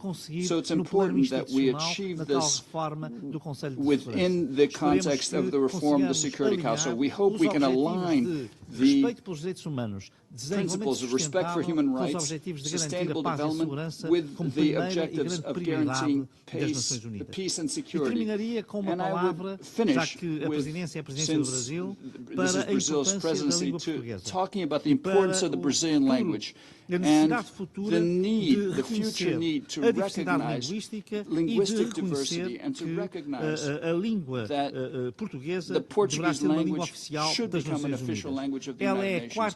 It is the 4th most spoken language on earth. At this moment, more than 260 million de cidadãos falantes e a projeção é que venha a atingir os 500 milhões no final do século XXI. Creio que são números que só por si justificam esse reconhecimento. justify this acknowledgement. With this, I finish recognizing the work of all the good states that, in spite of their differences, want to build a stronger UN and who are involved in this initiative, which the Brazilian presidency and the future presidency of South Africa will hopefully to give a new impetus to multilateral relations. Thank you, everybody. Muito obrigado ao ministro Paulo Rangel. Agradeço ao ministro das Relações Exteriores de Portugal por sua intervenção. I now give the floor to His Excellency José Manuel Albares, Minister for Foreign Affairs, European Union and Cooperation of Spain. Muito obrigado, Mauro. Agradecemos a Brasil la convocatoria de esta segunda reunión ministerial del G20. La reforma de la gobernanza multilateral con las Naciones Unidas en el centro es fundamental para superar los problemas de credibilidad del sistema en un mundo multipolar que está quejado de crisis superpuestas de escala global. La primacía del derecho internacional y de los principios y propósitos de la Carta deben de prevalecer siempre en cualquier lugar y en cualquier contexto. y por lo tanto sus violaciones deben ser objeto de rendición de cuentas en cualquier lugar y en cualquier contexto. La integridad territorial, la igualdad soberana, la prohibición del uso de la fuerza son principios básicos del derecho internacional y son pilares de nuestro sistema de seguridad colectiva y por ello condenamos sin paliativos la agresión rusa a Ucrania y exigimos la rendición de cuentas de los responsables de ella.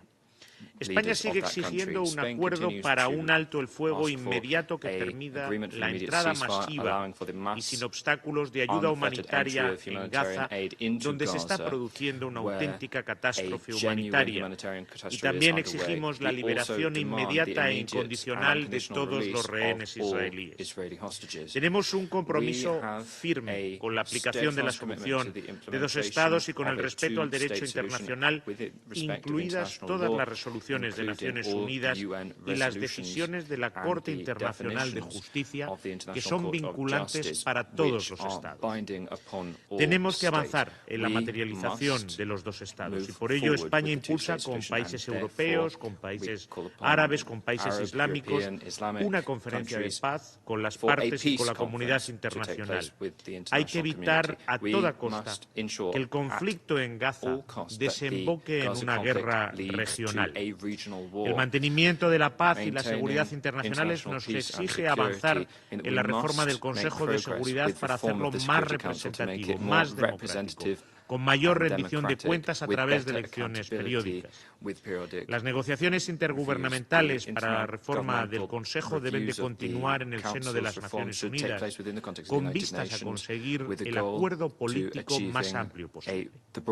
También la arquitectura financiera internacional requiere una reforma que actualice y adapte las instituciones de Bretton Woods a los retos actuales. Reconocemos los avances que se han producido en el Fondo Monetario Internacional y en el Banco Mundial en los últimos años, como la reforma de las cuotas del fondo en 2023 o la inclusión de una silla adicional en ambas instituciones para los países de África subsahariana, iniciativas que España impulsa y apoya. Una arquitectura financiera internacional más justa tiene que ser capaz de movilizar de manera eficaz más recursos que ayuden a mitigar los efectos adversos de las crisis globales, muy especialmente en los países en desarrollo, y recortar la actual brecha de financiación para el desarrollo sostenible. España tiene un perfil muy definido en este debate. Formamos parte del grupo de líderes del plan de estímulo de los ODS del Secretario General y el año que viene albergamos en Sevilla la cuarta conferencia internacional sobre financiación para el desarrollo, donde esperamos que todos los países aquí presentes acudan al máximo nivel. Será una oportunidad para impulsar la movilización de las políticas y recursos con vistas a la consecución de la Agenda 2030 y los ODS. Vamos a trabajar para que la conferencia consiga resultados con impacto real y establezca nuevos paradigmas. Por eso esperamos la participación de todos, de los Estados miembros, de las instituciones financieras internacionales y del sector privado al máximo nivel. El objetivo común es alinear las agendas de desarrollo de Naciones Unidas, las instituciones financieras internacionales y bancos de desarrollo y demás actores relevantes, incluido el sector privado, para juntos desplegar la voluntad política necesaria para erradicar el hambre y la pobreza, para reducir las desigualdades, para atajar las crisis climáticas, para insistir en la defensa y la protección de los derechos humanos, con especial atención a la igualdad de género y al respeto de la diversidad de las personas y sociedades. En suma, el objetivo es un futuro más justo, más sostenible para todos y para todas, para todos los seres vivos y para el planeta. Por ello, España se suma al llamado a la acción sobre la reforma de la gobernanza mundial y confía en que el G20 siga realizando aportaciones a todos esos procesos. España no va a escatimar esfuerzos para ello. I thank the Minister for Foreign Affairs, European Union and Cooperation of Spain, and give the floor to His Excellency Mr. Ahmed Al-Sayegh, Minister of State of the United Arab Emirates. أصحاب المعالي والسعادة السيدات والسادة، تقدموا بداية بالشكر للرئاسة البرازيلية على جهودها الكبيرة لتحقيق أولويات ومستهدفات مجموعة ال20 هذا العام. كما أود أن أعرب عن تقديرنا الخاص للنهج التشاركي الذي تتبناه البرازيل والذي أفضى لهذا المستوى الواسع من المشاركة في اجتماع اليوم، والذي يعكس أولويات المرحلة وحجم التحديات المشتركة، ويؤكد أهمية تعزيز التعاون العالمي وتوحيد الجهود لمواجهة هذه التحديات. إننا نؤكد أيضا دعم الإمارات للدعوة إلى العمل بشأن إصلاح الحوكمة العالمية التي تطلقها الرئاسة البرازيلية اليوم. السيدات والسادة، إن مجموعة ال20 بدولها الأعضاء والضيوف وآلية عملها المستدامة تقدم نموذجا متقدما للعمل الدبلوماسي متعدد الأطراف. ونحن اليوم نضع آمالا كبيرة على المجموعة وشركائها في التصدي لمخاطر تغير المناخ وإيجاد حلول لتحديات أمن الماء والغذاء والطاقة، وإصلاح منظومة العمل الدولي والمؤسسات الدولية متعددة الأطراف، بما في ذلك مجلس الأمن والمؤسسات المالية والتنموية ومنظمة التجارة العالمية. وفي هذا السياق وخلال مشاركتها المتكررة في أعمال مجموعة ال20 ركزت دولة الإمارات على دعم أولويات المجموعة وكذلك تمثيل الاقتصادات الصغيرة والأقل نمواً. إن عملنا مع شركائنا في مجموعة ال20 في ملف المناخ والتنسيق بين رئاسة مؤتمر الأطراف والرئاسات المتعاقبة لمجموعة ال20 هو نموذج لهذه الجهود. كما أننا ننسق مع الرئاسة الأذربيجانية لمؤتمر الأطراف كوب 29 والرئاسة البرازيلية لمؤتمر الأطراف كوب 30 ضمن ذات الأطار، ونقدر المنهجية المبتكرة التي اتبعتها البرازيل للجمع بين مسارات العمل في قطاعي المناخ والتمويل من خلال فريق عمل التحالف العالمي ضد تغير المناخ.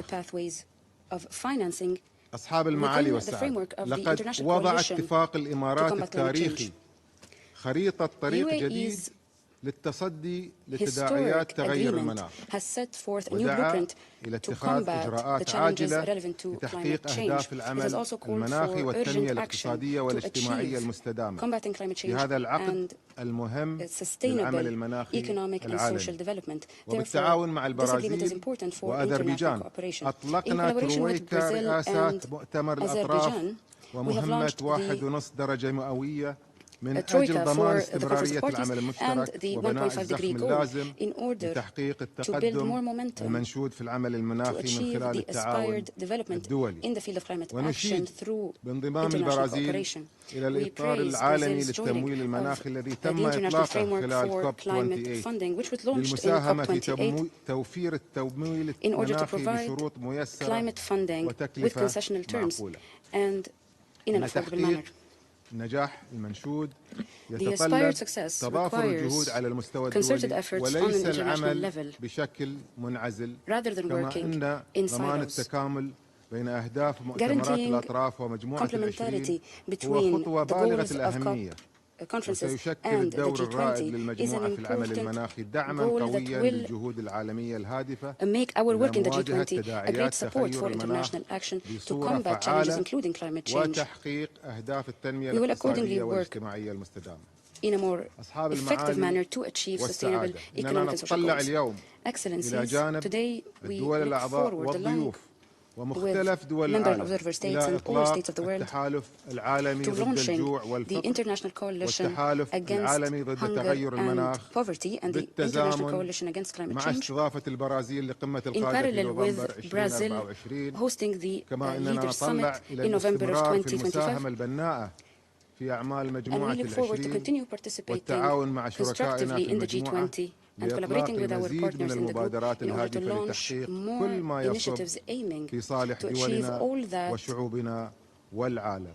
serves the interests of our peoples and the world. Thank you.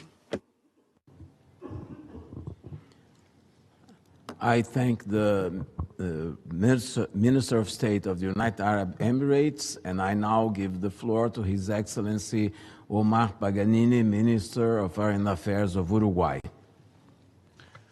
Thank you very much, Excellency. We would like to start by recognizing Brazil's role in the presidency of the G20, thanking them and President Lula especially for putting on the agenda central issues for the international community in a practical and action-oriented manner. As we all know, it is a challenging time for the world. Global crises are more and more a challenging reality. Climate crisis, immigration, poverty, and armed conflicts are on the news every day. And our international institutions have been, up to now, incapable of preventing, mitigating, or solving these enormous problems. We are deeply concerned about the conflicts emerging in the Middle East, where we remain convinced of the two-state solutions for Israelis and Palestinians. We call for an immediate ceasefire and the freedom of all hostages. A way to find long-lasting peace and safety for all in the Middle East means that terrorist attacks like October 7th should be eradicated, and the Palestinian people should be able to build strong, sovereign institutions where the rule of law can be secured. We are also deeply concerned about the situation in Venezuela, where a way to democracy seemed at hand after the Barbados Agreement, but the events after July 28 has showed the worst phase of the regime, which is quickly isolating and perpetrating all kinds of human rights violations. For Latin Americans, this is a very grave situation. Territorial integrity and the rejection of unilateral military aggressions are principles we cherish. That is why we can continue condemning Russia's aggression to Ukraine. On the trade side, we are seeing a multipolar world emerging, where geopolitical blocs prevail over a more open and transparent trading system that had been evolving quickly after the GATT-Uruguay round and the creation of WTO. Maybe it is not always clear, but trade is a way of growth and development for all nations. And even climate issues can be mitigated by sustainable trade. All these problems should be addressed by strong international multilateral institutions capable of bringing consistent plans to achieve peace, mitigate climate change, and develop fair and open trade. Uruguay is committed to the strengthening of multilateralism and supports changes of global governance institutions in order to have updated, legitimate, and participatory mechanisms to address global challenges such as the ones mentioned before. Thus, we share the pillars of the Brazilian presidency of the G20 and support its call to action. We value the discussion on the reform of the United Nations and the WTO.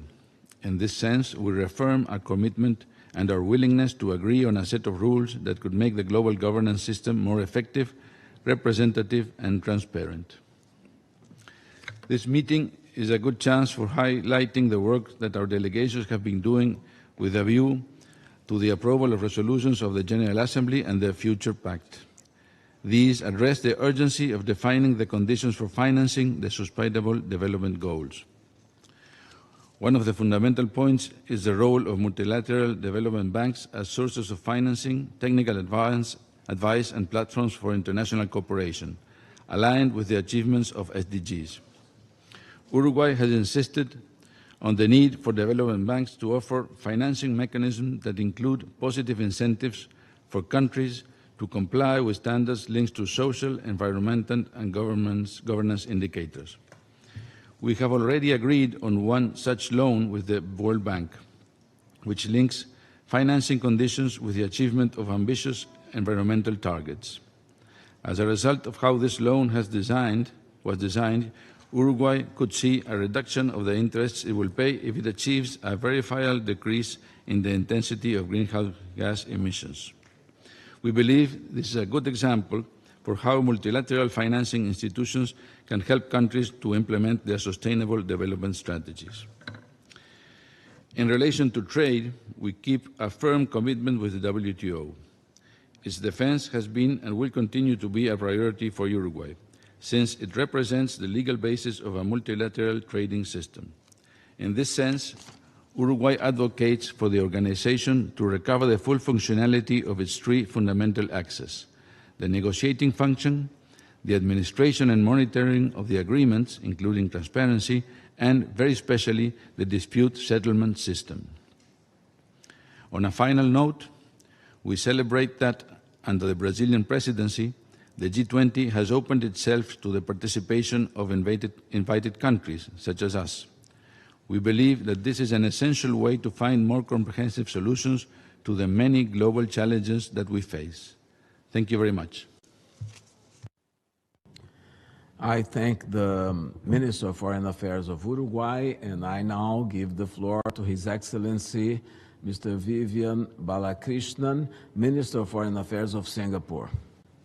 Thank you. I thank my dear friend Mauro Vieira, the Chairperson and the Minister for Foreign Affairs of the Federative Republic of Brazil, for this opportunity to address you. I deliver this statement on behalf of the Global Governance Group, or 3G. This is an informal group of 30 small and medium states established to facilitate greater engagement and coordination between the G20 and the wider UN membership. Our aim is to have a more inclusive and effective global governance, and the list of 3G members will be indicated in our written statement to be submitted. The 3G commends the Brazilian G20 presidency's decision to open the second G20 foreign ministers meeting to all UN members for the first time.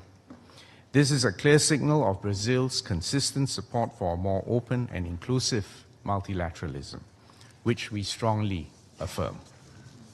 The geopolitical and economic landscape has become increasingly fragmented. The international law and rules-based international order are threatened by intensifying geopolitical tensions and economic protectionism. The conflicts in the various regions of the world continue unabated, and they have deepened domestic divides and they have damaged international cooperation. The 3G agrees with Brazil that the global governance institutions are in urgent need of reform. First, they must reflect the realities of today, including the size and diversity of the membership. For example, the UN was founded with 51 members in 1945 and has now grown to a membership of 193 states. UN organs should similarly reflect the diversity of members across all three of its pillars. The same goes for the Bretton Woods institutions. Second point, that to better address global challenges, these institutions must remain open, inclusive, rules-based, and consider the concerns of all states, regardless of size and developmental status. Third, to remain fit for purpose, they must be nimble to address the topics of increasing concern, such as the advent of artificial intelligence. The 3G is heartened that action has been taken to start these reforms. At the UN, the Secretary-General Guterres has launched the Summit of the Future, and there's also impetus to reform the international financial architecture to enable greater mobilization of the resources required for developing countries to achieve the sustainable development goals.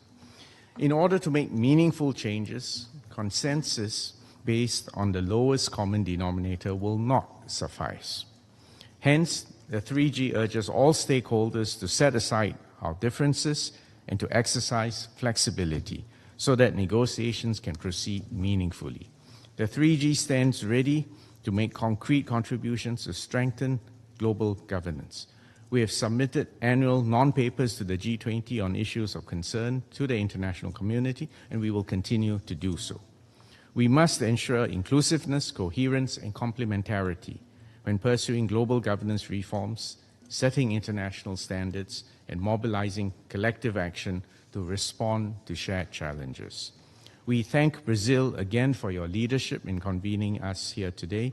We look forward to continuing the good partnership with the G20 under South Africa's presidency in 2025 and encourage South Africa to continue the G20's engagement of non-G20 members, including the 3G. May I just add one more point in my national capacity? Singapore strongly supports Brazil's call to action on global governance reform. We believe it complements the UN's efforts to strengthen global governance. Thank you, Mr. Chair. I thank the Minister for Foreign Affairs of Singapore, and now I give the floor to Mrs. Ngozi Okonjo-Iweala, Director General of the World Trade Organization. Well, thank you, Chair, and a big thanks to the Brazilian presidency for inviting the WTO to speak. In today's interdependent world, the global governance system has never been more important, and yet it has never been under greater strain. I want to say thanks to ministers and leaders for their attention to the system and to the WTO here. It's very encouraging. Almost every speaker mentioned the WTO, and a special thanks to the Norwegian and Uruguayan ministers for their kind words. I want to leave you with three key messages. The first is I want to remind everyone of what the multilateral trading system has delivered for the world economy. Second, I want to suggest where the system needs reforming so it can keep delivering. Third, I want to argue that we don't just need to change the system, we also need to change the narrative about why the system is so important if we want to mobilize public support behind improving it.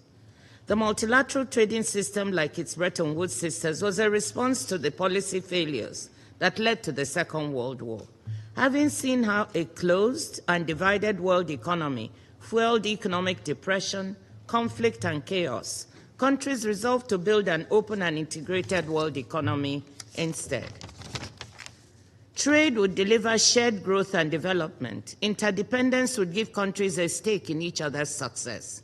International institutions and rules would promote stability, collaboration, and fairness. Instead of zero-sum economic nationalism, the goal was positive-sum economic cooperation. That vision has succeeded remarkably, as we highlight in our most recent World Trade Report on Trade and Inclusion. Between 1950 and 2022, world trade volumes expanded an extraordinary 45-fold, helping global GDP to grow 14 times over. Never before have the living standards of so many people improved so rapidly. But it is also true that many were left behind. There were developing countries that did not benefit adequately, and there were poor regions of rich countries left on the margins of the global system. In addition, global challenges such as climate change and the quest for a low-carbon transition have led nations to adopt policies that others say they find protectionist, whilst geopolitical tensions have given rise to unilateral trade measures, some with negative spillovers on others. All this means that WTO rules need to be reformed to meet these challenges. At the same time, there are exciting new opportunities for services, green and digital trade that require new or updated rules. In short, WTO needs to keep pace with the fast-changing globalized world it helped to create. If it doesn't, if global trade cooperation breaks down and fragmentation takes hold, the enormous economic progress and convergence we've seen over the last 3/4 of a century could slow or go into reverse. But there is some good news. First, let me remind you that trade has largely been resilient. 75% of world goods trade still takes place under WTO rules, 75%. Second is that WTO is one of the few international economic organizations where every member, big or small, developing or developed, has an equal voice and an equal veto. This can be slow and frustrating at times and can lead to not taking decisions quickly. But it is also something to reflect on, to be proud of, that no matter the size of your economy or population, you have an equal voice at the WTO. A third piece of good news is that reform is already happening. We are on the verge of coming to delivering SDG 14.6 on curbing harmful fisheries subsidies that lead to unsustainability of our oceans. We are working on the dispute settlement system, on reforming it, that every minister has spoken about, and we need your strong support, as you exhibited here, to bring this to a closure. We are also working on rules that support least developed countries. We're working on new rules for investment facilitation for development and on e-commerce. On agriculture, we still have work to do, and we thank Brazil and its Ambassador Guilherme Patriota in Geneva and the Ambassador of Turkey, who are leading the charge to help bring a breakthrough on agriculture. Now, to reform the system, we need public support. And to secure public support, we need to show why the system is so beneficial and why weakening it would be costly and dangerous. We need to do a better job of showing how the trading system is delivering growth, employment, and rising living standards, how it's helping to address climate change, future pandemics, and global poverty, and why rising protectionism and trade fragmentation would only leave us poorer, less equal, less secure. And who better than ministers assembled here to carry that message? So I'm not shy to say that I'm giving you homework. As you get back to your various countries and destinations, please help us change this narrative. What's at stake in reforming the system is not just the specific issues we need to address, but the kind of world we want. A rules-based or a power-based world. An open and integrated world, or an increasingly closed and divided one where trust erodes, insecurity builds, conflicts escalate, and growth and development slows.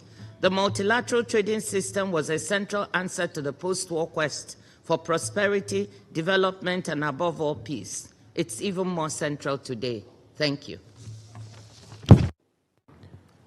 I thank the Director General of WTO. Now we'll start the list of speakers of UN member and observer states. And I have the pleasure and the honor to start this list by His Excellency Mr. Said Badr bin Hamad Al Busaid, Minister of Foreign Affairs of the Sultanate of Oman. Minister, Excellencies, ladies and gentlemen, at the outset, allow me to extend Oman's heartfelt congratulations to the Federal Republic of Brazil for assuming the presidency of this G20, and to express our appreciation for Brazil's initiative to open this important meeting to all UN members. We commend Brazil's emphasis on inclusivity, fair representation, and its focus on addressing the present challenges that face the global South. Challenges such as hunger, climate disasters, and development financing. These are not issues any one nation can tackle alone. They demand collective action driven by cooperation and by solidarity. Oman fully supports the ongoing efforts of Brazil, the G20, and of course the United Nations to reform global institutions. These institutions must evolve to better address the realities of our interconnected world, one where cooperation and connectivity between states, economies, and societies are essential for progress. As it stands, many of these institutions are no longer fit to effectively resolve conflict, prevent climate change, or overcome the global challenges we all share. We witness these shortcomings vividly in Palestine. The killing of civilians in the thousands is a tragedy that speaks to a greater failure. Despite a consensus at the UN General Assembly in favor of justice and international law, the very institutions designed to protect peace, especially the Security Council, have been ineffective in halting bloodshed and violence. It is clear that even that